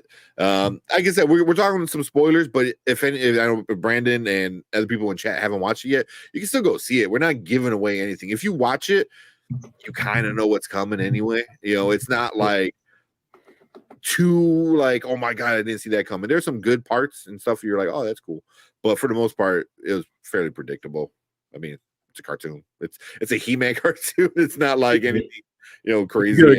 If you get a graded tank, what you give it? Oh, for me, I'll probably get like a 8 out of 10. Like I'll probably 8.5. I liked it a lot. Yeah, I'm gonna give it a 9. I really like it. Yeah, I wish it was a little bit longer though. Like that final battle was epic. I wish the episodes were like maybe 45 minutes each. Yeah, yep. I think it'd have been better. Yeah, that's my only like real criticism about it, because I didn't like what they did. Well, Brian, what you were saying, like getting rid of the monarchy, and he didn't even say that making it like a democracy. He just like, you're in charge now, and I was like, what? But I can see that playing. The girl's gonna be like the first mayor or something, because she's running for office or something. She's running for office. Yeah. Exactly. Yeah. But I can see that like playing into the storyline of you know, becoming another problem. Yeah. I was thinking something more about He-Man. Something happens and He-Man needs Skeletor, so he tries to trust Skeletor, and then work together in order to, you know, to defeat Hordak. You know, something like that. You know, so you're going and then he's going to eventually help him do that, and then he's gonna go right off on his own, you know, and do his own thing as soon as it's over, or get away from him or something. Because you can't trust him. Nope. Yeah. I just like it. We're getting the space stuff. So I wonder if we're gonna get what Danny said was like probably the worst version of He-Man was. Are we gonna get Space He-Man now? You know, I don't want to see that. Yeah. Or I mean, can he good at least? You know, like I don't know if it could be done in a way where it makes sense. I wish if Kevin Smith does this successfully that he would take on Thundercats. I'm tired of hearing about Thundercats movie and live action stuff. I think it's been long enough now that they can take Thundercats and really do something with it. The last version of Thundercats it wasn't bad, but it needs to be better. Mm-hmm. I think it's time to see a live action because now we have the technology to do it. The transformations, all the weapons they have could be awesome. The Sword of Omens could be awesome. Yeah. Keep Michael Bay as far away from it as possible. I'd be down for a Thundercats movie. I wouldn't mind seeing y'all probably might not agree, but Zack Snyder. That guy. No, I can see that. I'm not a problem with. I don't hate Snyder at all. Yeah, just don't have him write it. You know, I know some from people original like standpoint. get tired of slow motion stuff, but to see some of the Thundercats moves in slow motion, Mhm. that would be fire. He has a certain look and feel to his movies, and It would be I real don't know. dark. It'd be Yeah, which real is fine. Which I think that'll work out pretty good. You know, I think Thundercats is old enough where I think enough people forgot about it. Really, you know, so you're able to kind of play with storylines and lore and stuff, and rearrange things to make sense. To see Mumra in dark Mm-hmm. would be cool. Yeah, I would like Zack Snyder to do it. I think there's certain things like he wants to do Gears of War. He would be amazing at a Gears of War. He would be great for Gears of War. He really would. You That's know, right. Slow mo when it makes sense to do slow mo is fine. Blowing up stuff is good when you need to do it. You know, great action scenes are important. So, like when you have something that's like that, you want Zack Snyder. So I have no problem with him at all. Yeah, but I do agree with Brandon. Like somebody else got to write it. Somebody else got to write it, like for sure. Because I mean, you see he's only as good as his written. Yeah. Well, the zombie movie he did, like his first movie, Dawn of the Dead, the Dawn of the Dead remake. You know, James Gunn wrote it, you know, and he directed it, and it's a great remake, you know. So the last one he did, I like that. And I don't really care for zombie movies, but that one was all right to me. Army of the Dead was fun. It didn't make sense that a zombie can have a baby. I'm like, what is that? I mean, that don't make sense. But for the most part of it, I enjoyed the movie, and I'm really not a fan of zombie movies at all. Yeah, I was expecting more. I was let down, but I mean, I went back and I watched it again, and I'm like, it was all right. It didn't need a spin-off. Was cool, man. That zombie tiger was cool. I ain't never seen that before. Yeah. But I think he makes things look cool. Like things look cool when he does it. It might not make sense, and it might be a lot slow-mo, but for the most part, it looks cool. Yeah.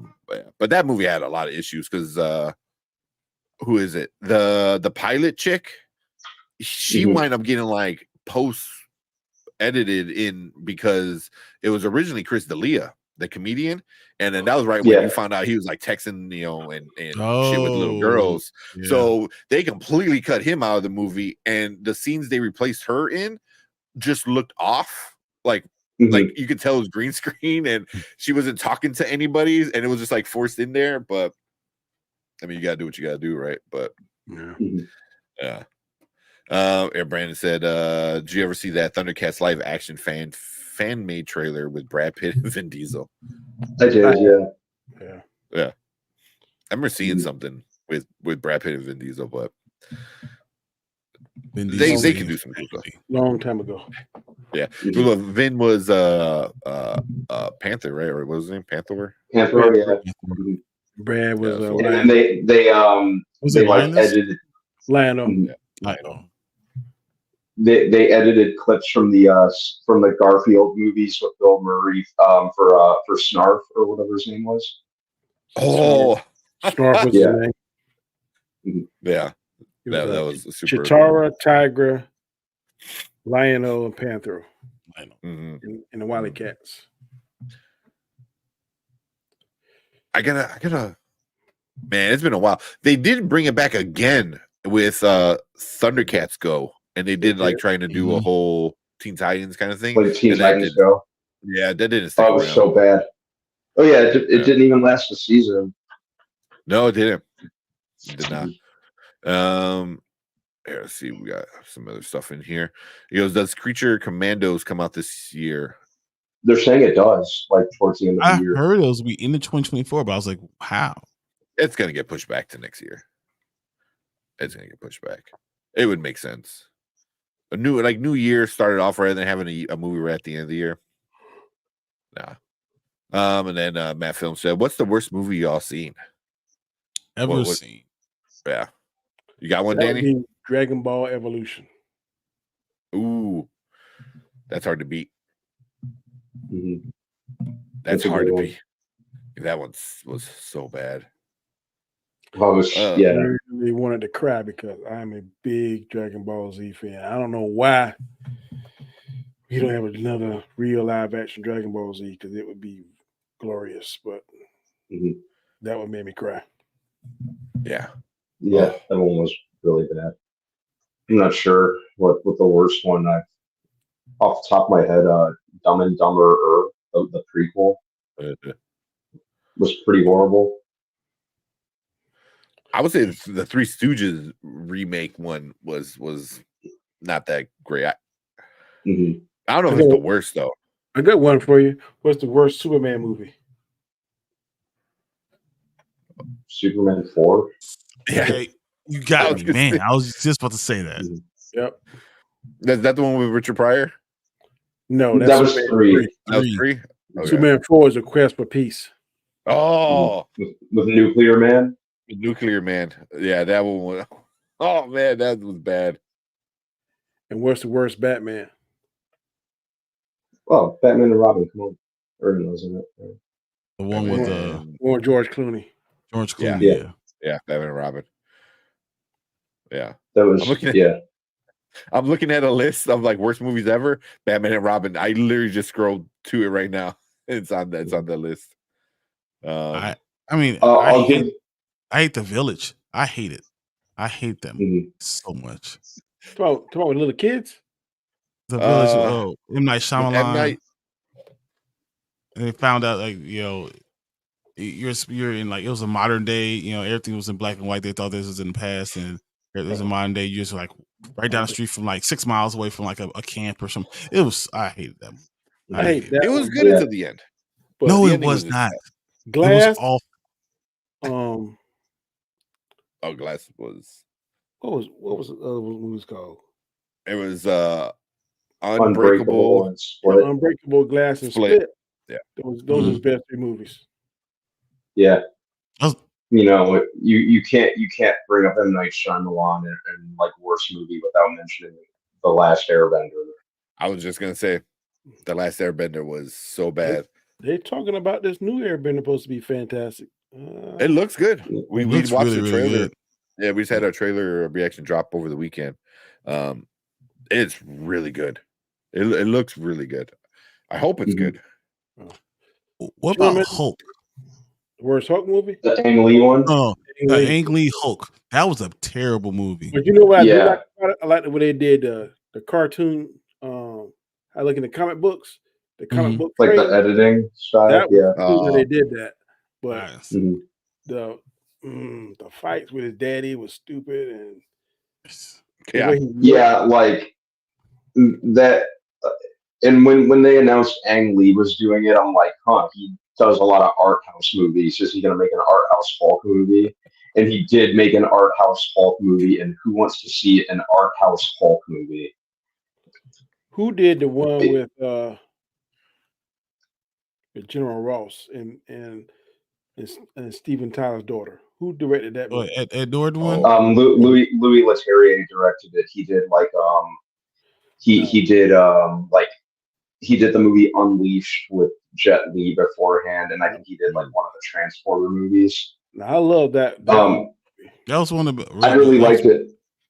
Yeah, I really liked it because it delivered what I think people wanted to see out of a Hulk movie, just Hulk smashing stuff. When that boy kicked old boy Jablonski. He kicked he kicked Tim Roth, sent him into a tree.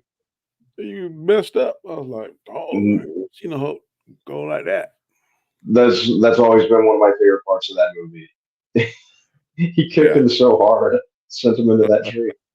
Yeah, where Brandon Davis saying Superman. Where Superman was Superman Returns. I agree. It's number 2. That's my number 2. That's a bad one. That was a really bad one. And Bryan Singer. Bryan Singer sucks. I'm sorry, man. He made one good movie and that was it. And I'm a big Kevin Spacey fan, but he didn't do yeah, he was awful.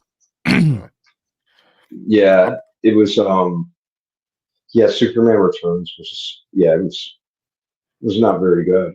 Michael so boring. Is the best Lex Luthor of all times. I don't care what nobody say. Michael Rosenbaum? Yep. Oh, He is the king. Yeah. I Okay. love He really is. they have talking Smallville or whatever because him and what was his name, Tom Tom Welling. Tom Welling. Yeah, they have their little podcast together, and all they do is talk about Smallville, and it's awesome, because anytime he was on the show, that's all they would talk about on Rosenbaum's own podcast. Rosenbaum was weird with hair. Like he's so good. He's so good as Lex Luthor. He has hair. I'm like, well, what's wrong with saw him like that for like years. So, but this Lex Luthor that's on Superman and Lois, he ain't bad either. He's a badass version of Lex. I've never seen that type of Lex before. I mean, he looks like menacing. I'm going to F you up. I don't need nobody to do it for me. So I like that version of Lex. Before we get off the worst movies, I gotta say, Queen of the Damned was awful. My brother loved that. It was pretty. I think it was more disappointing than awful. I think because he read the book and stuff. Yeah, I read the book. And it's nothing like what you're supposed to get, man. Right? Yeah, Battlefield Earth is bad because I like Battlefield Earth. Oh man, that's one I think Battlefield Earth. John Travolta. I think Battlefield Earth was the first movie I ever saw in the theater where I legitimately got like fidgety, and it made me fidget the entire time. I was looking at my watch like that was me for pretty much the whole time. Yeah, like I was like, No, that was me with Harley and the Birds of Prey. Oh, yeah. Yeah. Queen of the Damned, the only thing I could really give it is the soundtrack was pretty good. And Aaliyah. That's what you gonna say. Aaliyah. Yeah. All 5 minutes of screen time she had that Warner Brothers. The whole movie's supposed to be about her, and she was on the screen for like 6 minutes. Yeah, right? And Warner Brothers pushed her in the ads a lot, like she was going to be the central focus. Have y'all? I don't mean to change the subject real quick, but have y'all seen the new Interview with a Vampire that's coming on? Yes. Every episode. I'm ready for that. Every episode. Oh, dude, that's how we blew up. That's how we got a lot of subscribers. We put it out there not knowing, and then that was it, man. Subscriber, comments, and we did the season 2 coming on. Oh, yep. Sometime this year. They haven't announced it. February. Man, I'm ready. So it's early spring. Man, let's start. And the way it went off. Oh, man, they nailed Lestat. They did so good with him. And none, I think the previous versions of Lestat were fine, but they weren't Sam Reed. Tom Cruise kind of nailed the arrogance of the character and just the snootiness. Stuart Townsend kind of got the recklessness of the character. But no, they just did. I thought they hit every note with Sam Reed. They nailed everything that I wanted to see. Jacob Anderson and Sam Reed together are perfect. I like it. For the first time, I didn't even see that coming. Dude. I was like, oh, he gonna kill Louis.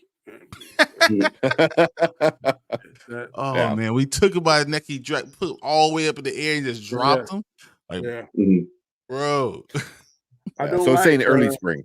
Don't like the same aspect of it, but everything else, man, I'm like, fire. Yeah, we got to get you on when we do some breakdowns, because we'll probably do it every Thursday once it comes out, or maybe Monday, because I think it'll come out on Sunday, and then we'll talk about it on right away on Monday, because I love my that. wife, but I say you need to check this out. I don't see that. She watch it. We come back on again. That's what I thought. Yeah, it was done really, really well, and I didn't know because we did a trailer for season 1 before it came out, and we didn't get any feedback really. It was kind of a normal video for us at the time, and then we started talking about the episode 1, episode 2, and then we started getting more and more and more. And at the end of the season, we did a whole comparison of like the movie versus the TV show, like who was better, why was it better or worse and stuff, and then that blew us up. Like we're not like big, but that gave us like hundreds of subscribers at that point. TV show is so much better than the movie. It's so much better. Oh, I think so too. Like so much better. The movie was pretentious, and I didn't really enjoy it much. It was. Yeah. Well, the one. It's because it's a British movie. And then the whole Brad Pitt. I did not. I think when you know the actors, you get a certain standard and expectation. I didn't know either one of these guys. I had never seen them before this actual show, and Lestat killed it. Then Louis, the way he was acting, the actor that played him, and then they introduced the French guy. Claudia. At Claudia the was end, good. Rashid, no, not Claudia. I'm talking about the guy at the end. We found out that was Louis' lover, new lover. Armand. Yeah. Armand. Yeah, Armand. The guy that's interviewing Louis. Man, perfect casting. Yeah. But I kind of liked how they did it with it was a reboot, obviously. It's a retelling of it, but it kind of let you still think that the movie was still a thing, because like, the last time we talked about this, it's all new stuff, because I was kind of not telling you all the truth, so it was like, so the movie kind of fits before it a little bit, but not, it does, but it kind of not really, you're able to kind of go, because there was records of him, like we met before and we talked before, and now we're doing it again. So I was like, okay, that's kind of cool. But you do know our interview with the vampire trailer reaction has like 3,400 views. Does it? Yeah, I was like, it's 29 comments. No, for the season 1, the first when we first did it. Yeah. Damn. Yeah, it might have blown. 2 seasons out already. Just the trailer for season 2 coming out. Yeah, the season 2 trailer. Yeah. Wow. Yeah. There's a trailer. On Amazon or Netflix? AMC. Yeah, the AMC app. Yeah.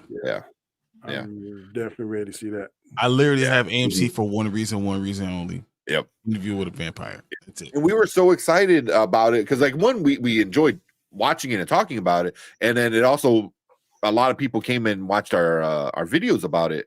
So that also helped us say, yeah, cool. We're all in. So we started watching Mayfair Witches, because we're like, all right, cool. Let's keep this like Anne Rice train going, and then that was bad. Wrong. That was just yeah. It was dull. I'm like I said, I've said it multiple times. If they keep up the momentum with Interview with the Vampire, and I'm sure they will, I just want to see more of Anne Rice's Vampire Chronicles adapted into shows. Like, do Vampire Lestat next. Do Queen of the Damned. It's going to be a banger. That's going to be. It would be so awesome. Just like the idea of Lestat be like reinventing himself as a rock star would just be awesome. And you would really give more room for Sam Reed to just really spread his wings, which would be cool. And it would be nice because one thing that I always liked about Interview with the Vampire versus the Vampire Lestat is like, basically Lestat comes out at the beginning of his book is like, look, I want to set the record straight here. There were some things that were said about me. Well, obviously he doesn't say that, but he does kind of say what I'm saying. There were some things said about me, and you guys got me all wrong. Here's my story. So I'd like to see that. Yeah. It's the way it's going. AMC knows what they got, so I think they're going to ride that train for as long as they can. Yeah. Go ahead. Oh no, I was just going to say there's enough content for them to go all in with. But yeah, I'm sorry, Danny, go ahead. I was going to. Any of y'all see or enjoyed Snowpiercer, the series? I love Snowpiercer. Yeah, oh man, couldn't find nobody to like it besides me. I loved it. I watched every episode. Did it cancel that? I think it had to, because I was waiting for David to say something else about season 3. Man, that guy on the other train, man, he was hell. He was evil. That's what he was, and had no problem. Yep. I just can't believe Sean Bean lived. Damn. So TNT announced it will not air Snowpiercer's already completed 4th and final season. What? Oh, well, that sucks. You know, and the CEO, studio CEO, and president, blah blah blah, said in a joint statement, "We love Snowpiercer and believe season 4 completes a story with incredible talent." That's it. That makes Because no I know sense. they were trying to find someone to buy it. I thought that. Yeah, They're that's what they're doing. That makes end up no somewhere. Why wouldn't it be in Prime? Why wouldn't Prime just buy it and put it on there? Or even Netflix. I mean, Netflix likes to buy stuff like this. It's already a done story. You know, by season 1, 2, and 3. Like, with Expanse, remember the Expanse and Sci-Fi? And then they grabbed it. They did Warrior, the Bruce Lee. Yep. Warrior, boy. I'm halfway through season 3. That's it. I think season 3 is season 3 is the end. Yeah, a lot of people sleeping on that show, but that show is good, buddy. Yeah. I started watching it. I downloaded it, but I haven't watched it yet. But now it's not. I know it's like ending, and then that's it. So it's kind of all right. I'll watch it when I can. But I guess people that when it got canceled, they're like there was like years and years in between seasons, so it's hard to have a follow. Season 1 and 2 was good, but season 3, I think maybe like a year and some change. Yeah, because the original streaming service was going to drop it, but I think somebody else picked it up. My understanding. I'm not sure whether or not Bruce Lee was able to complete it before he died or not. Is my understanding. Yeah, but Snowpiercer, they're saying hopefully it can go somewhere. And they're shopping it around, but it's already filmed and completed, which makes no sense. And it was completed as the ending of the story. So you would think you have a story that's totally ended that had good people. People actually watched it on TNT. So why wouldn't you go ahead and release it? You know, you could put it on Prime, and I think it'll do good numbers. Yep, I agree with you, bro. I see that. I never saw it, but I saw clips that always made me interested. You know, I saw like when they stick the guy's arm out the little lock. You know, something. I'm like, oh, what the hell? You know, I was like freaked out. Like, this is crazy. And take a hammer and break it, man. Yeah, break it exactly. Oh man, so but the world is getting warmer, so I think this is a really good thing to see to end what's going on. You know, going through the Horn of Africa and all the things that they're doing. It was so interesting. You know, I'm all for like the thought of Africa being the first thing to thaw. That it's huge for me. You know, so I really wanted to see it. Damn, that does suck. You know, I don't know. Well, hopefully somebody picks it up. You know, maybe even Apple Plus. I can see Apple picking it up. You know, they're buying a bunch of shit right now. You know, granted, I don't know, because they want to get more into the movies, like actual theater, you know, release big movie kind of stuff. They like their own original content too. That too. There was a vampire show came out several years ago, I think on FX. And these suckers. Oh, are you talking about The Strain? The Strain. Did y'all like that? I like The Strain. Yeah, I watched every episode. Man, I was so sad when that show ended. That was one of the best. Because I'm a big vampire and werewolf fanatic. And man, The Strain was one of the better shows I've ever seen. Who wrote that? I feel like there's a big name who. Yeah, Toro or something like that. Guillermo del Toro was the creator. Yeah. Because I remember somebody was big in it. I'm like. Then there was another one too. Like it was these vampires, and they were psychic, and they had to get a certain number. And then the little girl, she got injected with that thing, and then she was the only one that could beat the head vampire. What was the name of that? It lasted one season. I don't know that one. Psychic vampires. Psychic vampire, like Morbius. This man went to this cave and got infected. He was the first vampire. And then they would bring other people in, but he had to get a certain number.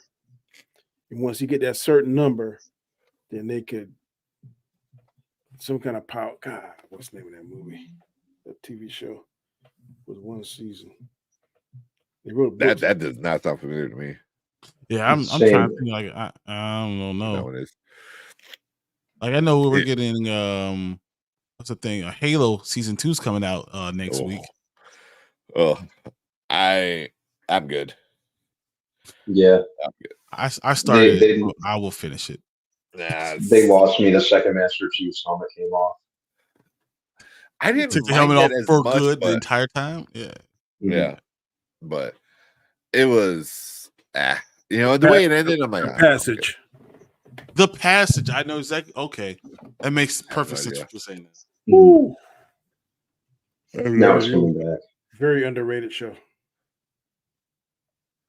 All right. Yeah, I wasn't a big underrated watcher of it, shows, but we no, should look at this new Captain America suit.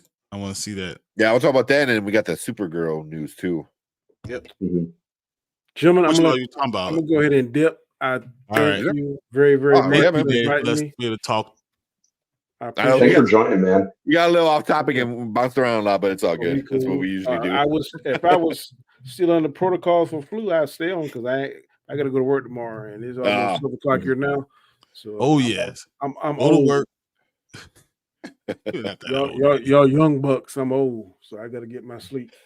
We're all like the same age. Yeah, I know, right? Like, wait a minute. He's the oldest one. Yeah. Actually. He's the old one. Hey, Brandon, we about what, 36? I'm not telling my age on here. I'll tell you, he's almost 39 years old. I'm 53, and I can feel it, buddy. I'll be 54 this year. I'm ready. He'll be 40 soon. Right now. Grandma will be 40. I'll tell you. I don't care. Don't tell me. I don't want to think about that. He'll be 40. That's what is going on. Yeah. Don't worry As about he it. gets up and looks at his six pack, he goes, "Oh, Yeah. I don't look too bad for 40. Yeah, yeah, exactly. Yeah. But man, thank you, man. I really enjoy being here with y'all, man. Y'all got a good show going, good team. Keep it up. If I can do anything for you, let me know, man. And until next time, take it easy, bro. Thanks for joining us, man. Yeah, appreciate it. Appreciate the invite. Oh, anytime, man. Open invite. So, yeah, shout out to Danny, man. He's great. So make sure you go check him out. Road to, I should have had him shout out his channels before he left. But Road to Wisdom. He's on Chaos Central with Anzo a lot. A Rule of Three. OOC. The OOC. He's on there on a lot too. And he is our first channel member. Yep, he's number 1. So yeah, that's awesome. Yeah. So appreciate Danny being a channel member as well. But he's a lot of fun. We'll definitely bring him on. I didn't know he was into the Interview with the Vampire stuff. So we'll definitely now bring he him on should have told us. Now he's in trouble. Definitely bring him on for that. Yeah. Because I'm really excited for the new season. Can't wait, man. Something always reminds me that it's coming out soon, and I just get like hyped. I'm like, oh, I can't wait. So I'll see one of our videos like come up, because usually I'm on my own personal profile when I'm like at home or at work and stuff like that. And obviously you get a lot of spoiler kings because I like every of the videos. And Interview the Vampire and stuff like that is like always something I look for. So I'll constantly get like in my recommended, like, oh, you might want to watch this video, and it's a spoiler kings like Interview Vampire one. So they're like, oh, I can't wait to talk about it. Yeah. So our first interview with a vampire actually was just me and you, Brandon. Oh, what's that? Our first interview with a vampire trailer thing was just me and him. Yeah. It was. Yeah. It was just us I think I was on vacation or something like that. Yep. Or the baby was born, I think. Actually, it was when Lucas was born. Yeah. That's right. Because I remember watching you guys at the hospital live. Yeah. Yeah, I can't wait for season 2. Like I said, as far as the Anne Rice stuff goes, I remember just like Mayfair Witches started out okay, and then it just kind of went like down the crapper for me. Yeah. I watch season 2? Yeah, I'll watch it. But yeah, really, really excited for Interview with the Vampire. I feel like they really made all the right moves with that. Just everything just felt on point for me. Like I said, I thought they really stuck the landing with the characterization of Lestat. Like 100%. They never really, like I said, they got elements of it in Tom Cruise and Stuart Townsend, But yeah, Sam Reed just really dominates both, I think. Something about him, man. He just knows how to be that arrogant, cocky, guy. Yeah. Mm-hmm. Yeah, and even with the updates they made, I thought it kind of worked for the advantage of the narrative. So yeah, I'm really excited. Just waiting for that exact date. Yeah, I'm just bringing up the actually, we'll talk about Supergirl real quick because I know Matt is already talking about it. Okay. Yeah, I mean the whole thing with Sasha, I kind of already knew that was gonna happen. What up, Anzo? You just missed Danny this entire time. Now you gonna jump on. What's up? Yeah, he comes in right. Danny just left. 2 hours. What's up, Anzo? Right. So Matt Film show, you're talking about the new Supergirl. It just happened earlier today, so I figure we'll talk about it because it hit it while it's hot. So he said he's kind of upset that Sasha wasn't Supergirl anymore. So yeah, so she was the girl from The Flash who played Supergirl. I liked her. I think she was cool. The rumor was that she might stay, but it was nothing ever official. But a few weeks ago, I think we got that we were going to get a bunch of different girls as Supergirl. Yeah, we had a list of finalists. Yeah, I think it was 3, and then it went down to 2, and then today we got the official announcement, and we got what's her name? Millie Alcock. Millie. I was like, I know it's like Millie or Millie Alcock. Millie Alcock. Alcock. How are you saying that? I think it's Alcock. But she's from Game of Thrones, or not Game of Thrones, but the spin-off. Was it House of Dragons? House of the Dragons. Yeah. So I don't know, man. I hope they don't keep this blonde or this white. No, that was for the movie. She has yellow hair. Does she, or is she brunette? I thought she was brunette, or is she natural blonde? I think she's a natural blonde. I think we all called this casting, if I remember correctly. We did. I was like, because she's a star now, and you can use Game of Thrones. I mean, the Interview with the Vampire thing. You keep that going. And she's already has that going because it's about to come out. Why not? Yeah, she's already in good with Warner Brothers. So exactly.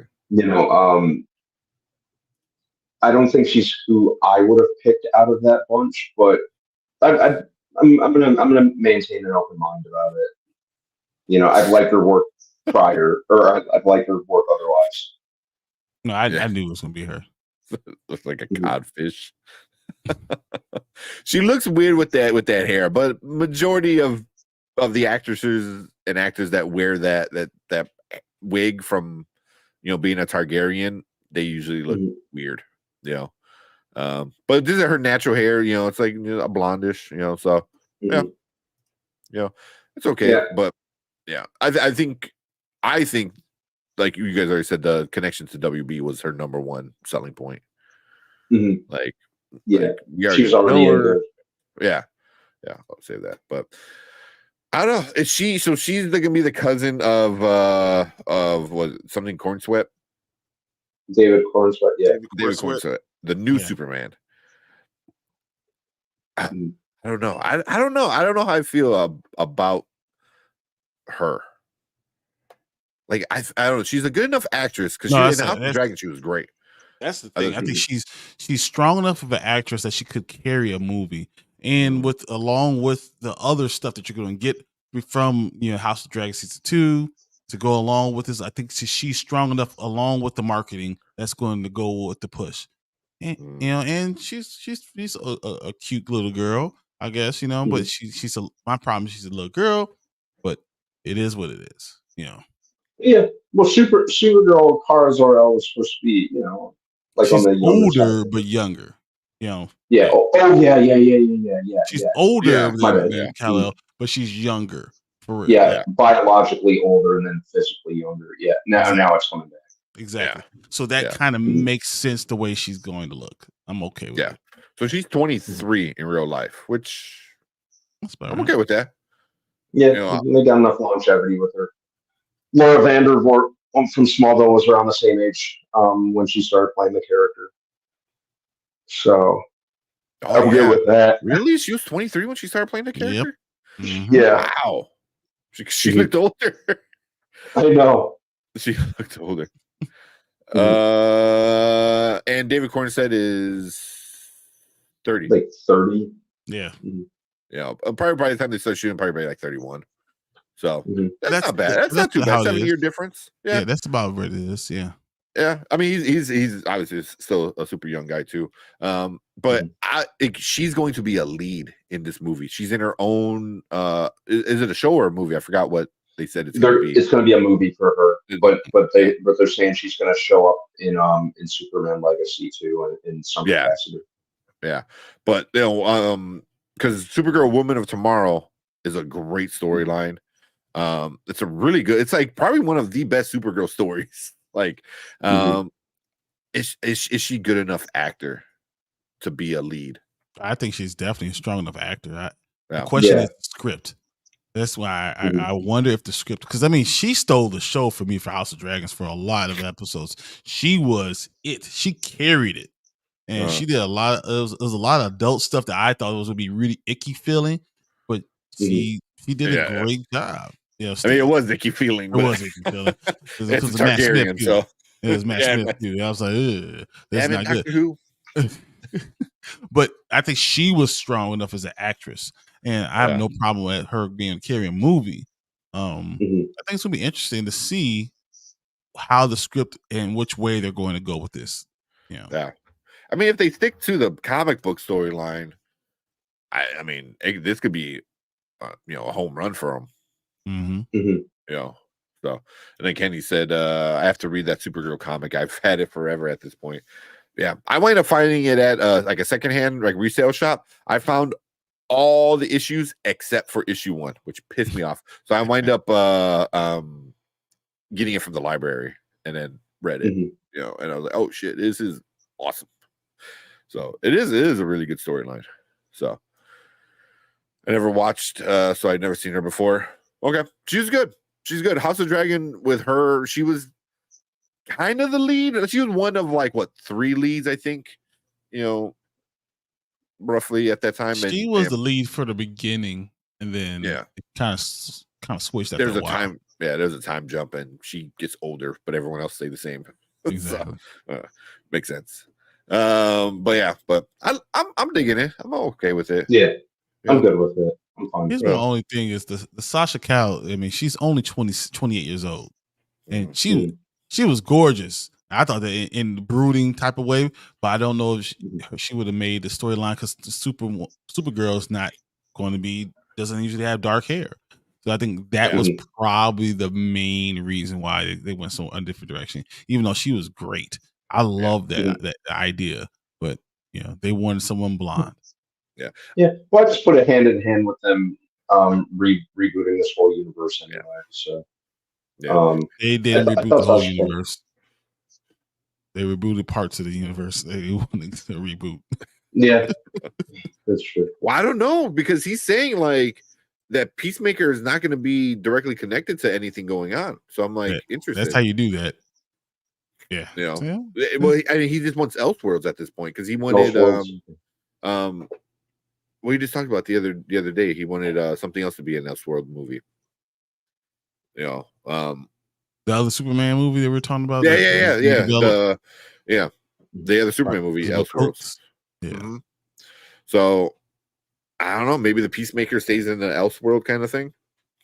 But now Amanda Waller, she got to stay. Yeah, but I mean, if she's not connected to the old, but if she's also but if you have 2 different versions, you know what I mean, of the same this character? is that one, But you could do that anyway. You didn't cast it differently. You could have done it with everybody. There's the new Amanda Waller, who's the old Amanda Waller, but you don't get rid of Viola Davis if she wants to still do it. There's certain people you don't want to get rid of. I agree that she's Amanda Waller, but I'm just saying that you could have kept a couple of these things, whatever. Yeah, but I would say Sasha looked like that Superman's family. she looked like she could be related to Henry Cavill Superman. You know what I mean? Like I was like, yeah, the dark hair and stuff like that. You don't think so? No, because she's not white. She's white passing. That's all that matters. You know what I mean? Like she's not really white passing. You know, like she didn't look white at all in this Flash movie. What? No, she really didn't. She did not. No, no, not even a little bit, bro. So she did. I know she's Hispanic, but she didn't look like too. Yeah, she looked Hispanic in the very movie. Hispanic the entire time. She looked Hispanic. Yeah, I didn't get that. But yeah, but yeah, I don't know. I like this one. I don't think she could not look Hispanic. I just think that's who she is. I mean, yeah. But no, but she like, yeah. But I'm looking at trying to see if is Corn Sweat a natural blonde? Yeah, he's blondish. Yeah, black hair, brown hair, dark brown. Brown. I got like a light brown. Yeah, light brown. So yeah, I could see them two together. But the other girl I thought would have been a little bit better. Meg Donnelly, the other finalist. Yeah. She, that's who I was hoping they'd go with. Not big enough star. No. No. Yeah. That's what I thought they might have gone with, but yeah.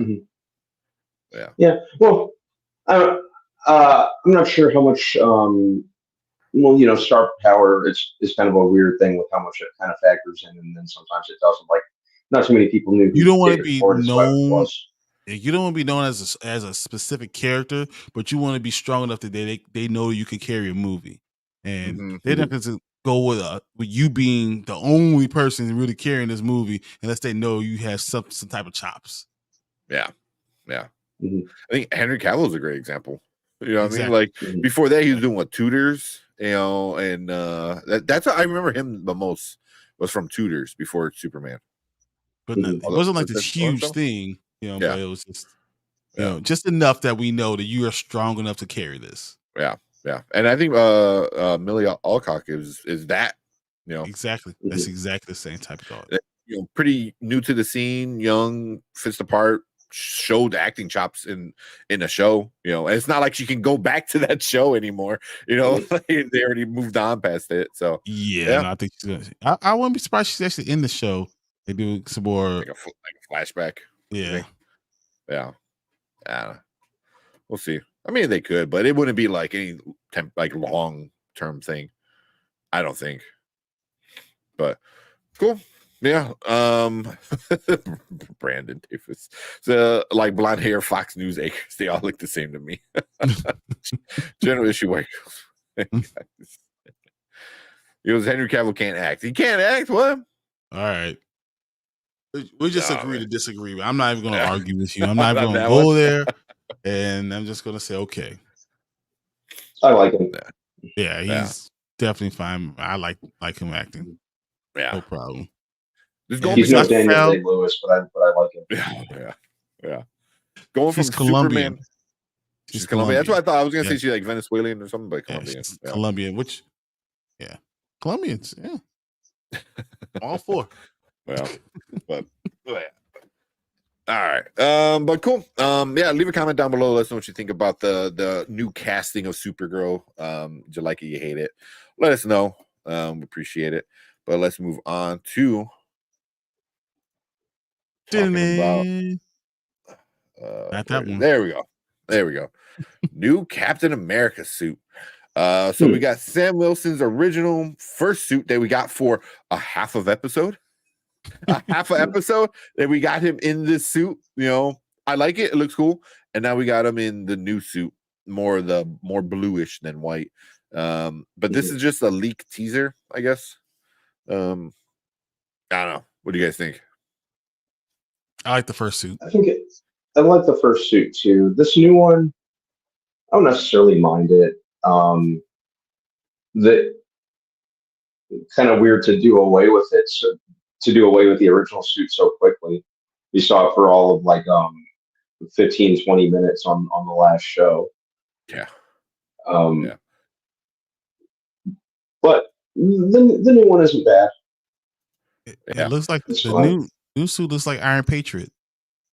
It kind of looks like or especially no, for or like what's his name? the What's his kind of looks name? like the Avenger. It kind of looks like the Avenger suit that Captain had in the first Avengers movie. Yeah. Mm. Yeah. A little bit. I can see that.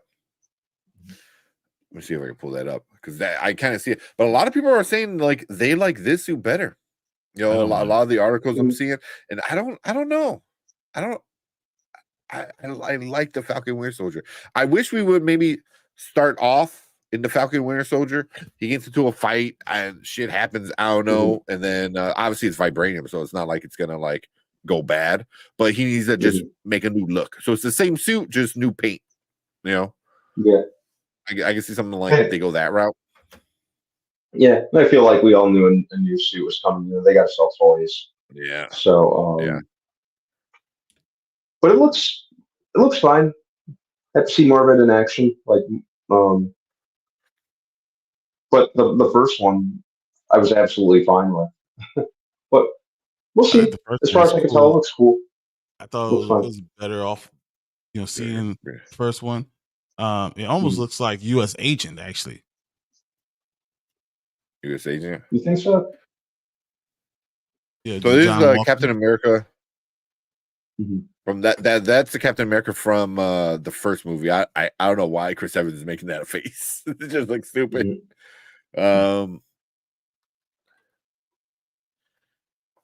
U.S. Agent suit. Let's see. No, it don't look like that.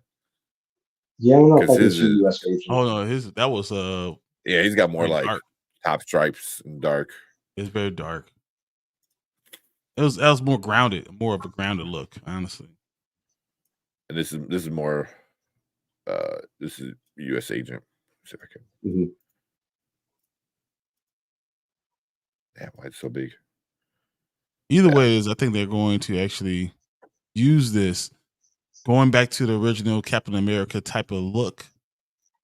That's what make him feel more like it's going to be in the storyline. Yeah, we're you know try to make you look like Captain America. Yeah, and he's not going to like it because if you know anything about the Sam Wilson when he actually turns into Captain America, that doesn't work that long.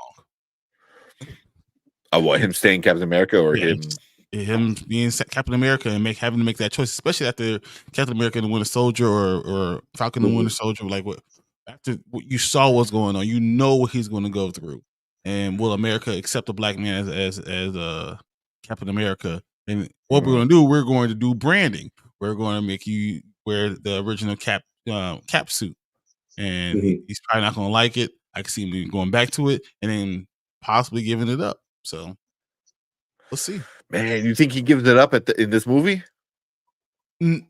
Going into Secret Wars, I mean, maybe I can see him. I can see him kind of like thinking about like I might need to give this up, but then them saying, you need to choose the new Avengers, and him staying there, but possibly after that saying I need to get out of this and I'm gonna be my own person, just like Captain that Chris Evans did when he became the Nomad. So maybe you get him for a full movie, but you can see him waffling back and forth. Okay. Because the storyline. The storyline. He's only there. He's only Captain America for 2 years. Yeah. He can't. Yeah, it's not very long. Yeah. I wonder if that's the route they go. You know what I mean? Because a lot of say somebody like Brandon Davis, who doesn't really read comic books, just asking you, Brandon Davis, if they make him not get rid of, but if he decides to not be Captain America anymore, just as a movie fan, would you be upset? Because in the comics, we know what's going to happen. Eventually, Bucky's going to become Captain America. Eventually, it's going to happen. But yeah. I think they run with it a little bit longer than they should. Probably. I actually feel exactly the opposite about how Kenny feels, because he says, Sam gives it up after doing a whole show about accepting it. Yeah, I actually feel the exact opposite, because they introduced the people that they introduced. You know, was Isaiah Yeah, I Bradley? don't think so. When you introduce Isaiah Bradley, you already put a seed in there that's going to be a problem for him going forward. Knowing that I'm a black man, that problem is not going to go away. And if it's grounded into a universe that's anything like the way we have it now, I mean, I think that's going to be a recurring problem. So, you know, I think we get a full movie of it. I don't know if he's not going to stop being a superhero, but I could see him giving up what they want him to wear. I'm going to be my own thing. You know, trying to do it as long as you can and go from there. We'll see. I think him kind of teeter-tottering or flip-flopping on his responsibilities as Cap. I think like Kenny said, Sam just underwent a whole arc on a show about that. I'd hate for them to take several steps backward in that regard. And also, they kind of didn't he address the whole Patriot thing at the end of the show? You know, because he's like, oh, he told me not to trust them and blah blah blah blah blah, and then he's like, but it's a new world, and and like he had that whole speech of like, America's different now. No, but it wasn't that. It wasn't that America's different. That was not what the whole speech was about. The speech was more about, I'm going to be me, but I think I'm strong enough that I could be this. Yeah. Not necessarily that the world is any different. That I think these people are going to accept me. That's not what he was saying at all. You know, he's like, they're probably not going to accept me, but I'm going to still be me. And I'm still going to do it because, this is my right. I earned it. And I think this is where we need to go. But I think that there's going to be a problem in the movie, it's part of a character arc. It's not going to go away.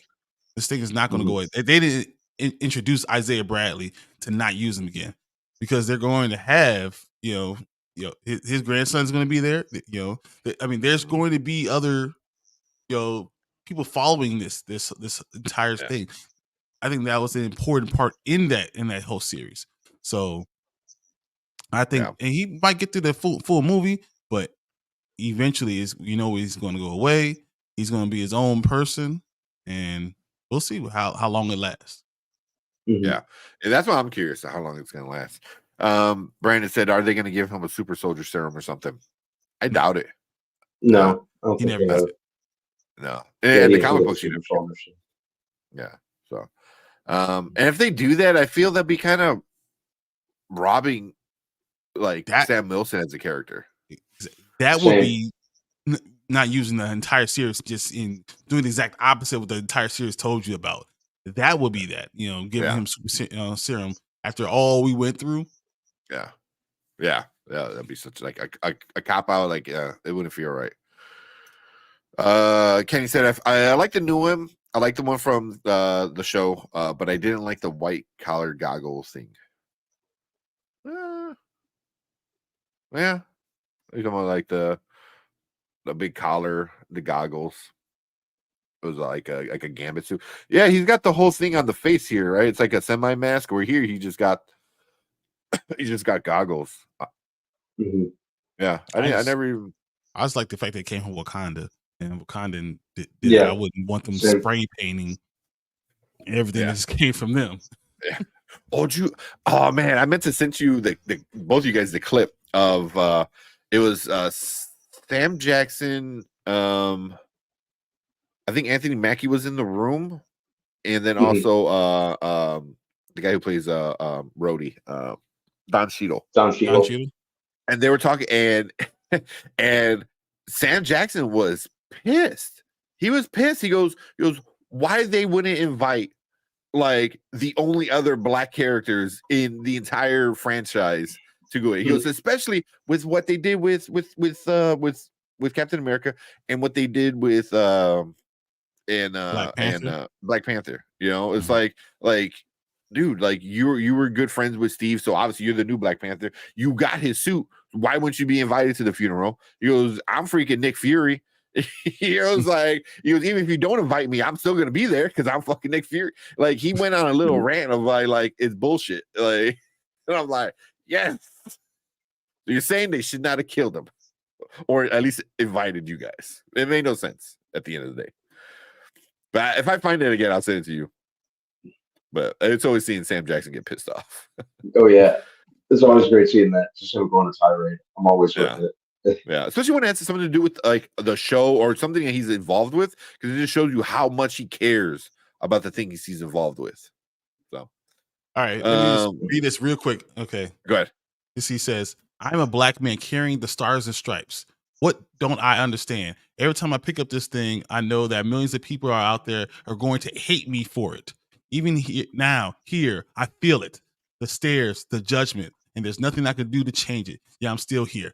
You know what I'm saying? So like, that's something that's not going to go away. That was an epic speech. Yeah. So that's not going to go away. Yeah. So, well, especially you got the Ross, which exactly. I don't know if they'll make him racist because I don't think he was ever really racist, but he was definitely more of I feel like Ross in the MCU is a guy who likes the old ways, kind of guy, old folk club. Yeah, the way it's supposed to be. Yeah, so I can see him getting into it a lot. Oh, and then we talking about the serum thing. Is he gonna take serum? He says the next thing he says, no super serum, no blonde hair or blue eyes. The only power I have is to believe that we can do better. We can't demand that people step up if we don't meet them halfway. I'm just saying. So that answers all your questions in that one speech. Yes, that's still going to be a recurring thing. Yes, no, he's never going to have a serum, and they're going to try to make him fit into something. And he's going to be like, no, either accept me or don't. Yeah. Well, that kind of that's what a lot of people have the issue with what Brandon is saying here. So he's just going to be a regular dude in this. Isn't that going to limit villains to just regular people like Black Widow? Yeah. I mean, he does have a vibranium suit, and hopefully they put some tech in it that he gets hit. It's probably bulletproof, and he'll be able to kind of put that same energy that connect, hold up all the potential energy and give out kinetic energy like that. So yeah, I mean, like what the Black Panther suit did. Exactly. You can give him some of the tech like that, but at the end of the day, he still don't got the power and the strength like Black Panther did. So, but yeah, I mean, I can see Wakanda trying to like hook him up a little bit more. Like, oh, here we're gonna do this and this and this, and make him a little bit more stronger. Maybe he gets some extra strength from the suit itself. Exactly. I'm saying, like making it technology just from that. Yeah. So, I mean, Tony Stark was just a regular dude. He's a regular dude too. Yeah, exactly. With a fancy suit. So, and the dude fought Thanos. I mean, he lost, but still. I mean, Ant-Man is super a regular dude. Yeah, he fought King. Yeah. And ants. And one. That's saying it would be good, but no running fast or jumping. He'll be able to fly. They probably will integrate his falcon wings in with the suit, something like that. Yeah. Well, they did that in the show. Yeah. It looks like here, like they might still have it. Wings like you have it over his shoulder, you have it like over here behind his arm. So it looks like he's still gonna have his flight. Yeah. Yeah. Because would it be like what they did to Scarlet Witch when they spent the whole show getting her to accept reality just for her to do the exact opposite of Multiverse of It's different. It's different because I mean, the House of M, they shouldn't have done that. They shouldn't have done, if they're going to go after House of M, they shouldn't have done that, going that way. But this is exactly what happens when Sam Wilson becomes Captain America. This is exactly what happens. Yeah. But at least in Multiverse of Madness, like they had the one little, connecting string of the kids, but wow. I think we already said that one. Because I hear him saying it's going to be a recurring thing, but I'm He goes, I'm gonna be here regardless. Not that he's gonna give up eventually because of it. Yeah, but he literally does though. Yeah, and they already put those seeds of doubt out there. In the comic books, he literally does. He says, "This is too much. I can't do this." Yeah.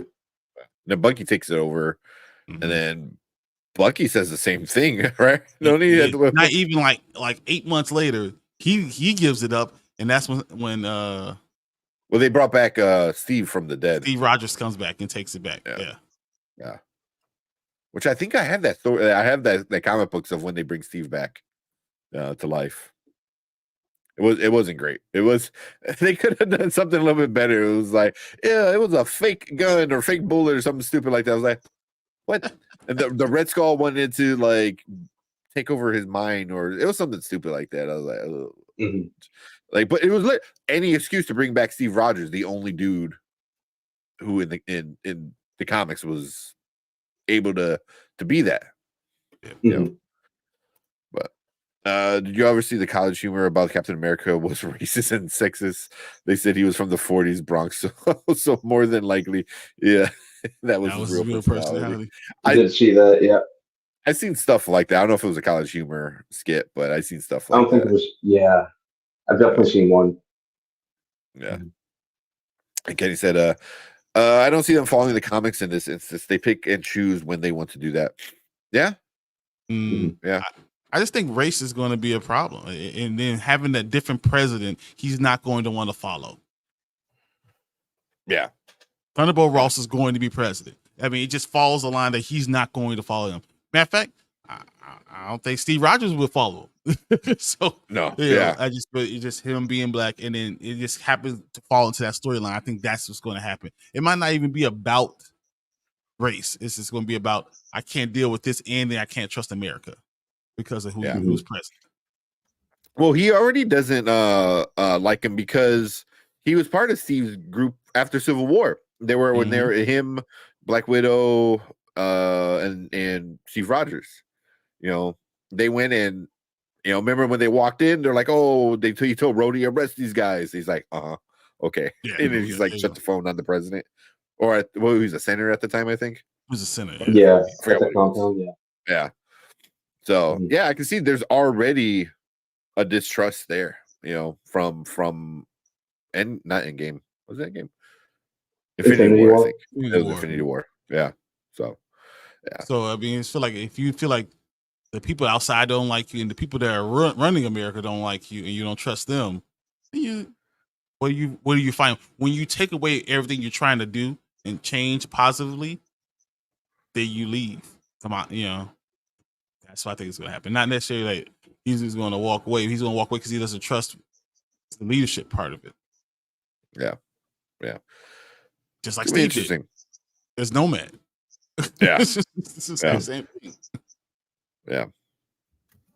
You know, it's going to be interesting. I'm really curious what they do with Wilson as Captain America. Well, same. Like, I like what they did with him in Falcon and Winter Soldier. That was good. You know, they built him up. He already didn't want it right off from the start. He didn't want to do it, you know, and then he realized he was like kind of forced to do it. So, so now I wonder what else is going to happen. I'm really, really curious. I'm hoping for a full movie with him though. I think we get the Brave New World or whatever, the New World Order, whatever the hell they're calling it. Brave New World. They changed the titles. Is that the new one? Okay. I think he's going to stay Captain America throughout that entire one for sure. Yeah, I agree. Yeah.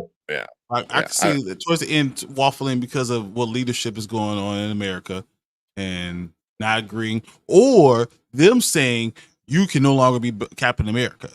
Maybe they go that route. And he doesn't stop wearing the suit, but they stop calling him Captain America. That'll be interesting. But also, Captain America didn't give a shit. You know, he's like, okay, you know, you did the same thing about Steve, and Steve was still Captain America in the eyes of the people. You know, so it's gonna be interesting. I think that's gonna be a big fight. Is, you know, government versus him and his ideas. And then it's gonna be him kind of obviously beating the bad guys, but also like gaining the trust of the people. Much like Steve Rogers did. So it's gonna be interesting. We get one full movie for sure. After all this stuff, I have no idea what's gonna go on. After Secret Wars and stuff, I have no idea if they're gonna do a reboot or what they're doing. So, well, if Secret Wars keeps on going, maybe it's so much going on because people are dying all over the place that you don't have a chance to get rid of him. Maybe he doesn't call himself that, or they say that America doesn't want you as Captain America anymore, but he's still gonna be Captain America because he's going to wear the suit. He's still going to carry the shield because there's no one else to carry it right now going into Secret Wars. Yeah. So, but for the suit, I like it. I agree with Brandon. I think it looks a lot like the Avengers Captain America, from the original Avengers. Yeah. Which is kind of weird because he doesn't know him at that point yet, right? He doesn't know about him until after Ultron. Yeah, like they don't become best friends. Yeah, I mean, obviously he knows of him. Everyone knew who Captain America, but they don't become friends until after Age of Ultron. And that's Civil War, I believe, right? Well, yeah. Well, remember they first crossed paths in Winter Soldier right before Age of Ultron. Winter Soldier. Yeah, that's right. Yeah, shit, I forgot about that. Oh, he was doing it.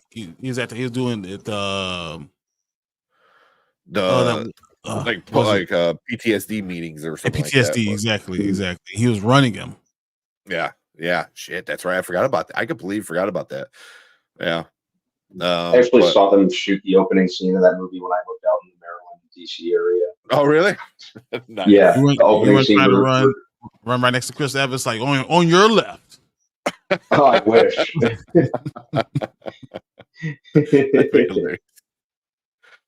Oh man, awesome. Yeah, what time is it? Cool. And the new suit it's a leak, so obviously things can change. This was on some packaging. I forgot if it was like a toy or something along those lines. But usually this is probably what it's gonna look like at some point in the movie. This might be his final suit or it might be his first suit. I don't know. We don't know yet. But I'm pretty sure we're gonna see this in the movie. Like I can almost guarantee that. But cool. Yeah.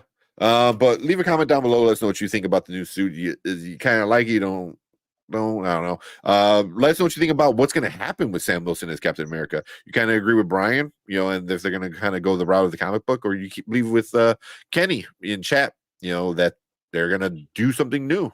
I don't know. Be interesting.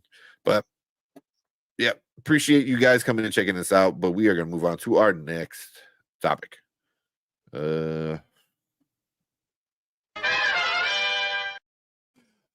doing lag. It the whole time. Forgot about all that. No, I hit it and I'm like, is it gonna go?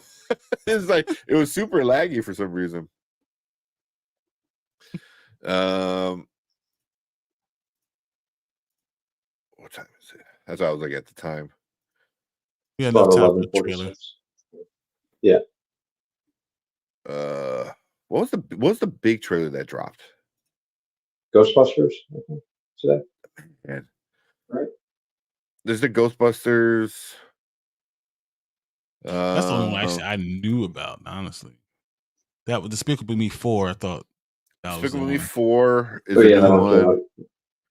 There's the Ricky, the one with John Cena and Ricky Stenicki. Yeah, Ricky. Yeah, that kind of looked a little interesting. But those we can save for Thursday, and so we can release them over the weekend. Okay. But yeah, we can watch because we already watched the first trailer for what's this one? Frozen Empire. Frozen Empire. Yeah. I wind up watching it and not real. I think it was a new trailer, and I was like, "Oh, this is new." I'm like, "Oh, damn, this looks good." Yeah. I was like the whole time. I think it was a preview for a show. Like a skippable ad, and I didn't skip it because I was just stuck watching it. Oh, Cleveland State Monkey Man. Monkey Man said, Oh yeah, that what was it? it's kind of like Dev John Patel? Wick. Yeah. Yeah, Dev Patel. And he said it's his what do you call it? Like Indian John Wick or something like that. Indian John Wick. That's exactly what I thought. What you guys? You want to do Monkey Man or you want to do Ghostbusters? Either one would be. I don't know what y'all talking about, man. We need to watch Despicable Me 4. I'm cool with more of a newer one anyway. I'd rather do a trailer we haven't watched. I think kids would do it. And then if we do it quickly and then do Monkey Man, we could do this 2 in 12 minutes. Let's knock it out. All right. But I think we get a lot more views of Despicable Me 4. I think people are gonna start looking that up right now. Either that or Ghostbusters. It did just come out today. So yeah. Either one.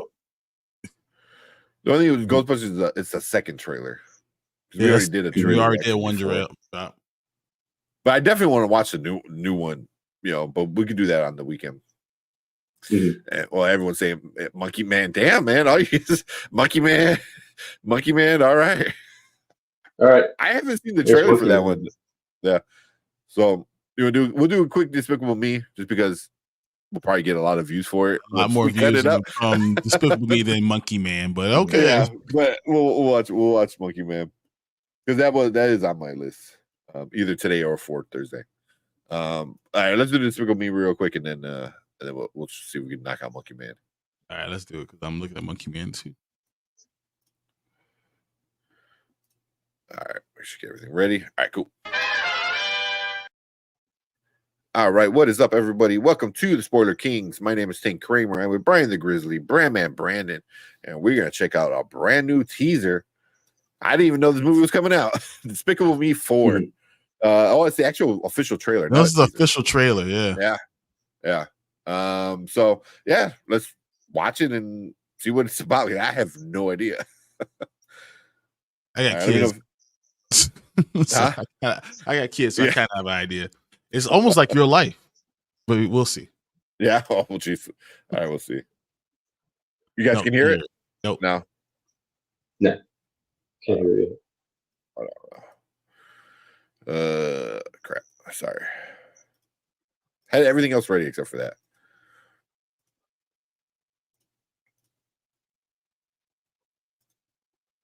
All right. Let me know if you guys can hear it now. All right. That's gonna make all right. So it's gonna make So I had no idea that this movie was even getting made until I heard about the trailer yesterday. Question though, what's the timeline for the Despicable Me movies? Gru has a biological kid now. The little girls his adopted daughters have not aged a day. I think it's 9 months or something like that. 1 year later. It's supposed to be 1 year later. 1 year. He's still like a baby ish. Yeah. Yeah, he's like, it's like 1 year later totally. Like, yeah. He's not speaking. He's not saying dad, none of that stuff. That's funny. They like that part. Oh, that's too real. That got too tough. It's going to make a whole lot of money. I'm telling you. Oh, yeah. Despicable Me 4 with a new baby in the summertime. It's a bill. It's gonna make something stupid like that. Did it say when it was coming out? It's the summer. The summer. Oh, yeah. It's gonna make something stupid. Yeah. I wonder if this is gonna have that same viral trend that was going around with the Minions movie, because that's what made the Minions movie like a lot of money. Was all these like young kids going to theaters with bananas and suits, it was more for the TikTok than it is for the actual movie, I don't know. How much does Despicable Me 3 make? Oh, I have no idea. That was not even good. Yes. Yeah, number 3 wasn't good. This looks pretty good. This one looks pretty fun. I wouldn't say good, but fun. Yeah, I mean, And we'll give Despicable Me. I did like the villain. He was kind of funny. That's about it, though. And I number think- 3? Yeah. I think it's gonna make a lot of money. I see it. A whole lot of money, and it made over $1 billion worldwide. Despicable Me 3 made $1 billion. So my point is that this movie is going to make $1 billion, and everyone's going to love it. It doesn't matter Minions or not Minions. Everyone's going to go see this movie, and every kid will go see this movie, and probably will be released somewhere like June 30th. It's going to kill. Yep. Yeah, I can see that, right? Like 4th of July weekend, like getting ready for the big long weekend like that. Yeah. Oh man, it is gonna kill. But I did like the number 3 bad guy. I forgot what his name was, but he was one of the South Park guys. Balthazar Brat. Yeah, the Brat. Yeah.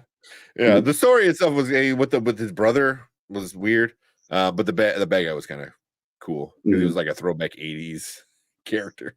I think people are going to like this one because the whole family having a son, him growing up. So like as you saw the first Despicable Me, as you grow, the character is growing.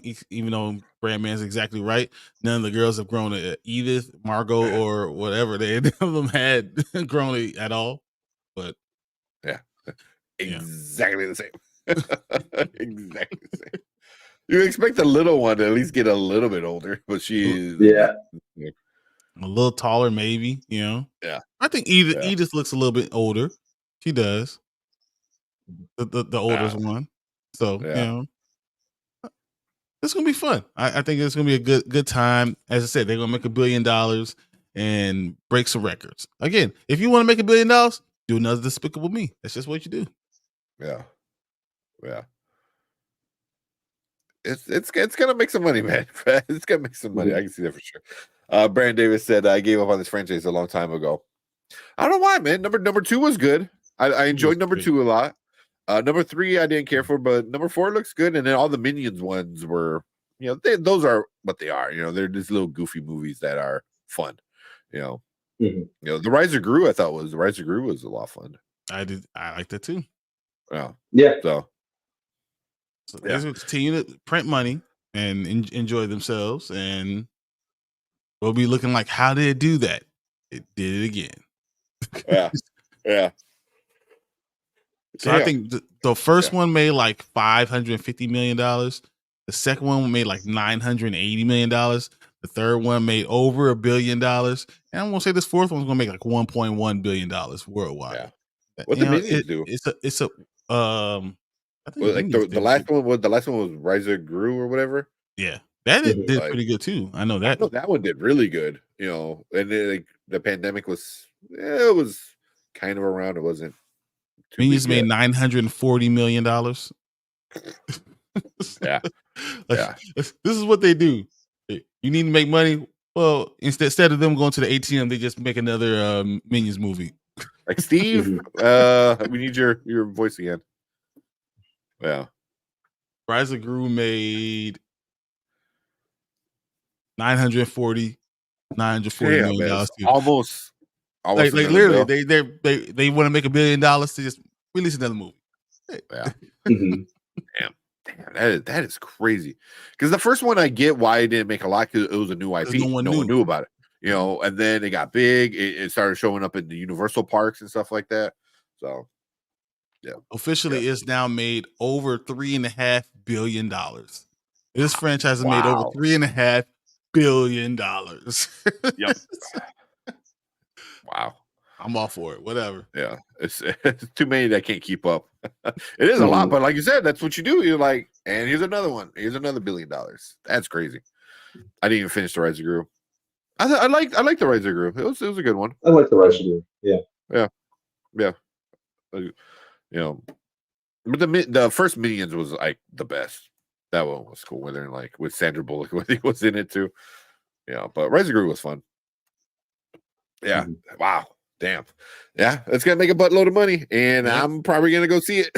Yeah, I know Brian probably see it a bunch of times. It's already seen. It's gonna have my money. If I had a chance to go to AMC app right now and go ahead and buy my ticket, I would, because I just know I'm going to. So it's gonna be fine. Yeah. So cool. Yeah. Any last thoughts, Brandon?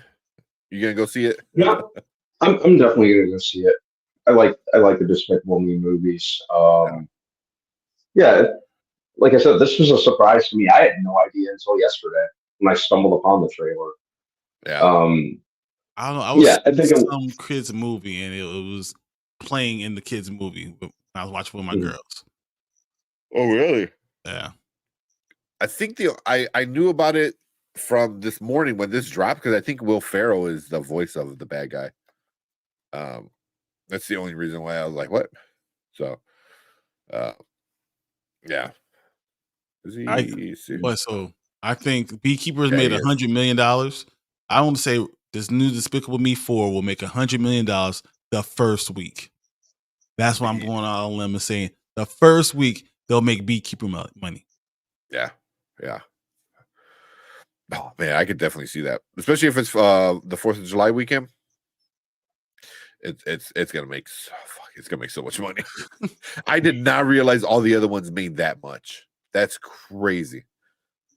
It's a big name franchise. It made a lot of money. So, yeah. Yep. And they just put a new ride at Universal with the Minions and stuff like that. So, more money. Yep. They're not stupid.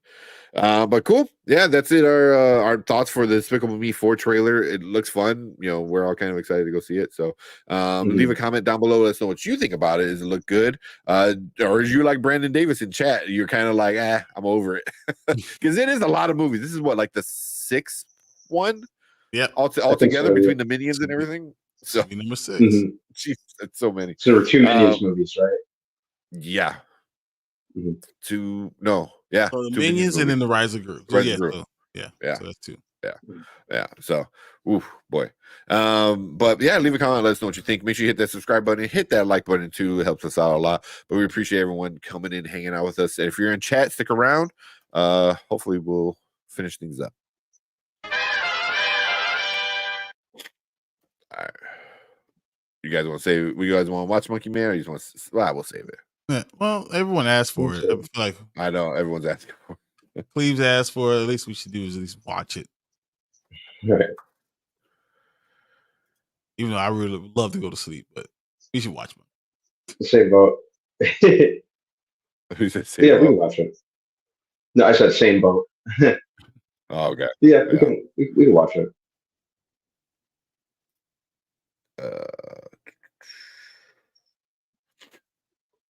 Man, I don't know what the hell, man. I don't know if it's me being down in the basement, but my nose is starting getting stuffy all of a sudden. Yeah. You get sick like a drop of a hat. Not man, really, man. I don't know why. Like this lately, I'm gonna blame Danny. Danny infected me through StreamYard. I was gonna say it's because you have a kid now, man. That's all it is. But I know Lucas doesn't go anywhere. He don't have daycare. It's only you doing it to him. You bringing it to him. So I don't know. I brought the flu in from work, and Erica was pissed. Oh man! All right, let's watch this. This one, then we'll call it. All right, that up.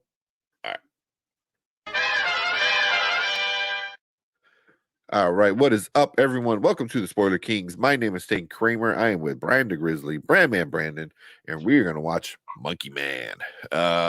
Everyone in our live chat has been telling us to watch it, so we're going to check it out. I haven't seen it. I don't know what's going on. I heard good things so far, but yeah, let's watch it and then we'll talk about it. All I know is it's going to be a monkey that is walking like a man, so let's see. Braun, okay. Close your eyes. It was Monkey Paw Studios too, I think. It was. Yeah, Jordan Peele production. When I was a boy, my mother used to tell me a story of a demon king and his army. They brought fire and terror to the land. until they face the protector of the people, the White Monkey.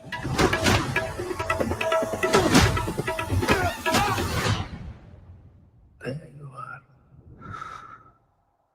You are a beast. In this city, the rich don't see us as people. Give me the job no one wants to do. I'll do it. Anyone who forgets their place, it doesn't turn out well for them. That's on something. Can't handle that sort of stuff.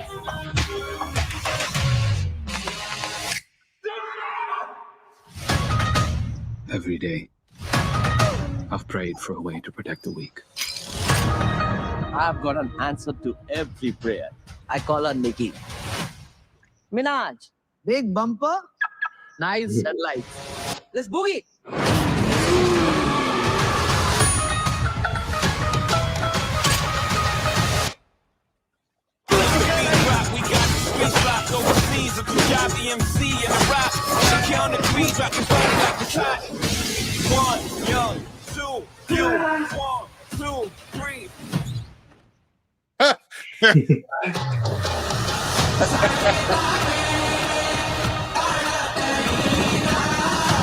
You need to fight for your mother, for all of us. Anger will not quiet your soul, my son. Don't call me son.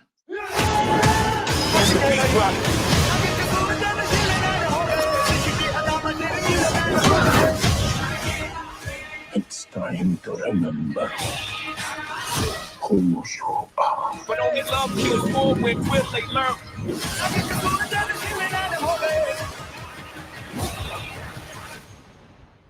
Just one small ember can burn down everything. Mark you. Ladies and gentlemen, Are you ready for a fight? 1, 2, 3.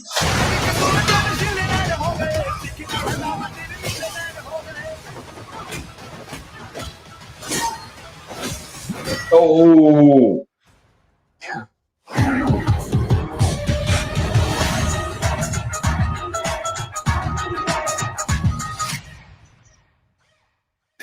Just Dev Patel's name all over it.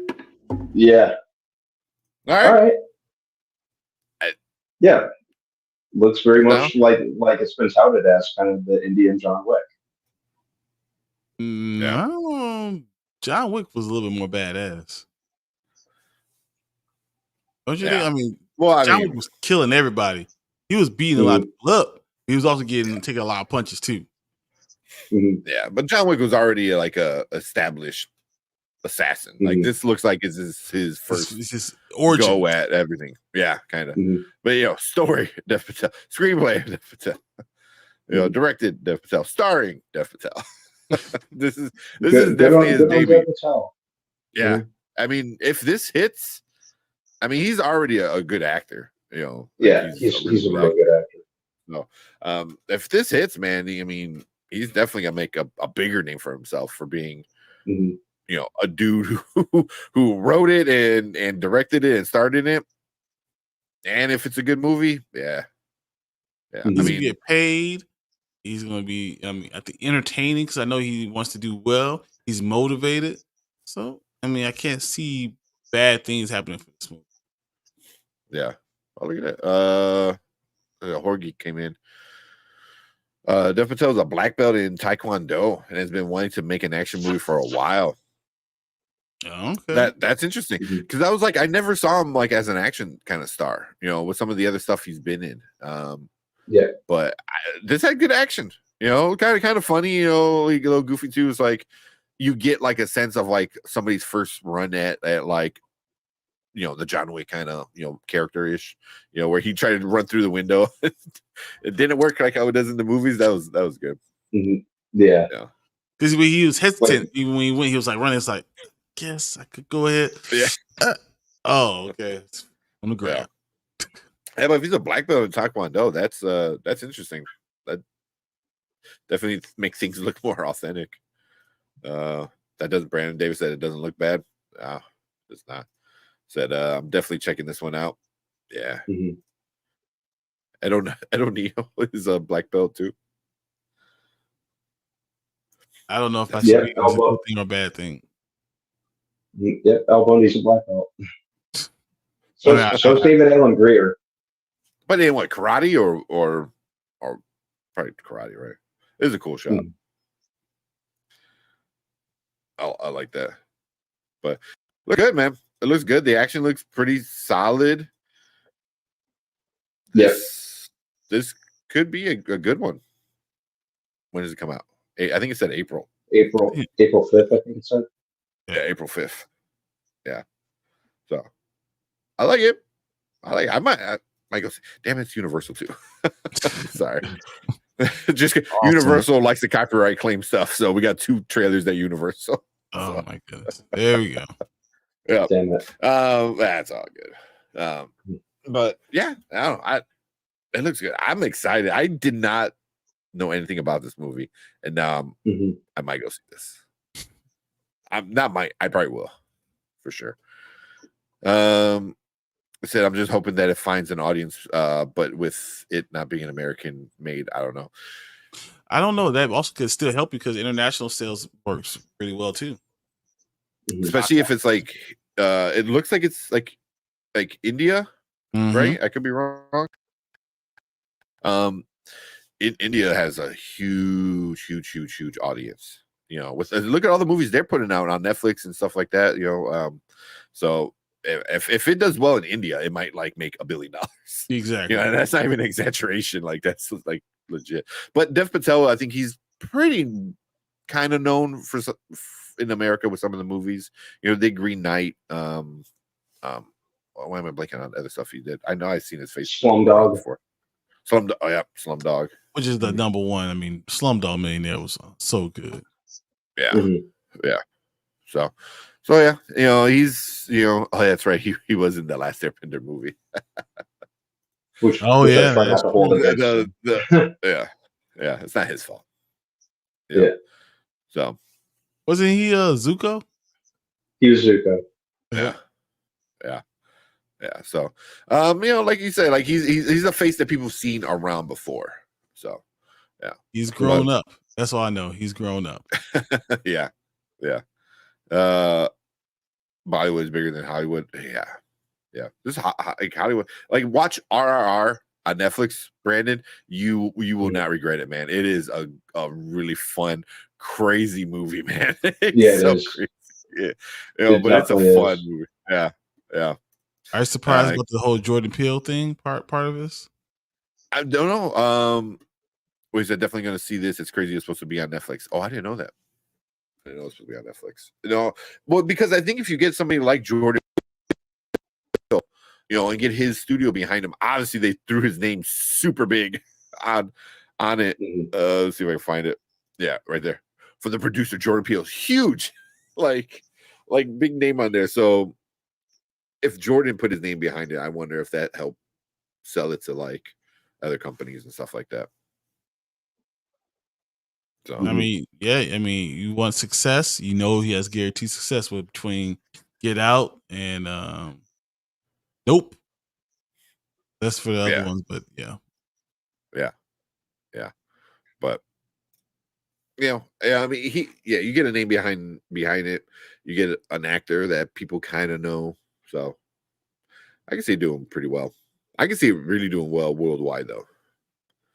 Yeah.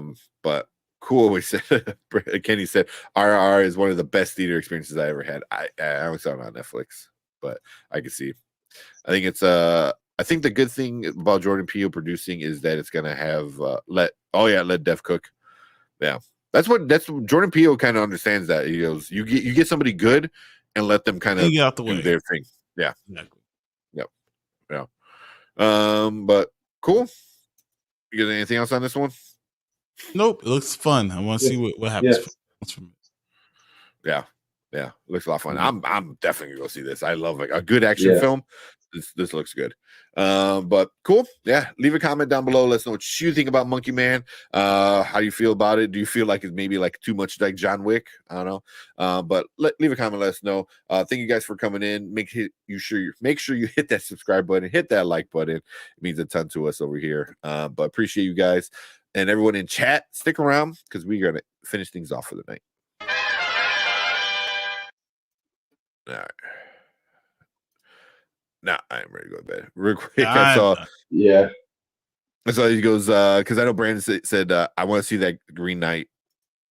And he said the original Green Knight was one of my favorite movies as a kid.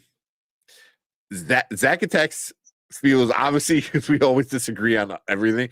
He loves the Green Knight. The Green Knight movie with Dev Patel, I hated it.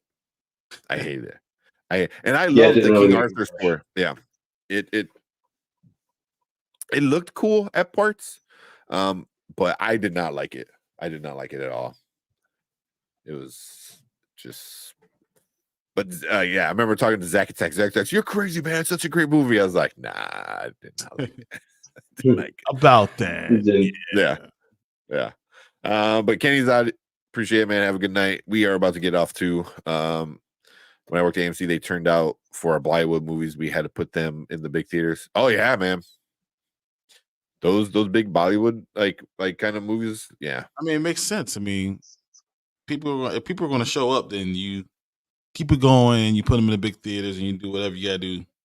Yep. You know, but they're a lot of the Bollywood movies are fun. Like I said, RR, definitely check it out, man. It is fun. It is fun. And it won an Academy Award, I think, for best original song. I think Screenplay. No, it was song. I think the song last year, and they performed it at the Oscars last year. That was amazing. Like the whole song with the dance number and everything completely blew like Lady Gaga's shit out the water. It was like it was awesome. So, but all right, it is late. Thank you guys for hanging out. Thank you, Danny, for watching our replay. Thank you for hanging out with us. Again. Appreciate it a lot. Talking He-Man and then siding everything else to everything else. So, but appreciate the He-Man stuff. Go watch He-Man. I thought it was good. If you like the old cartoon stuff, I think you'll dig the new season for sure. I say watch the last episode of last season. And then watch the new stuff. That's all you need. 6 episodes. That's all you need. You don't need to watch all season 1. It kind of sucked. But cool. Let's get out of here. Appreciate everyone in chat. Thank you so much. Thank you all the members. Danny, Road of Wisdom, Cleves, Brandon Davis, Zach Attacks, Anzo, Bigger Ford Entertainment. I think that's everything. So thank you guys so much. And Kenny Sparks, of course. Kenny Sparks. That's a Kenny. Kenny Sparks. But cool. Yeah, let's get out of here. It's super late. Appreciate everyone. We will see you guys on Thursday. Finish up with Christian Jackson and other stuff. I'll get you, He-Man. Later. Don't forget to like and subscribe. We out here.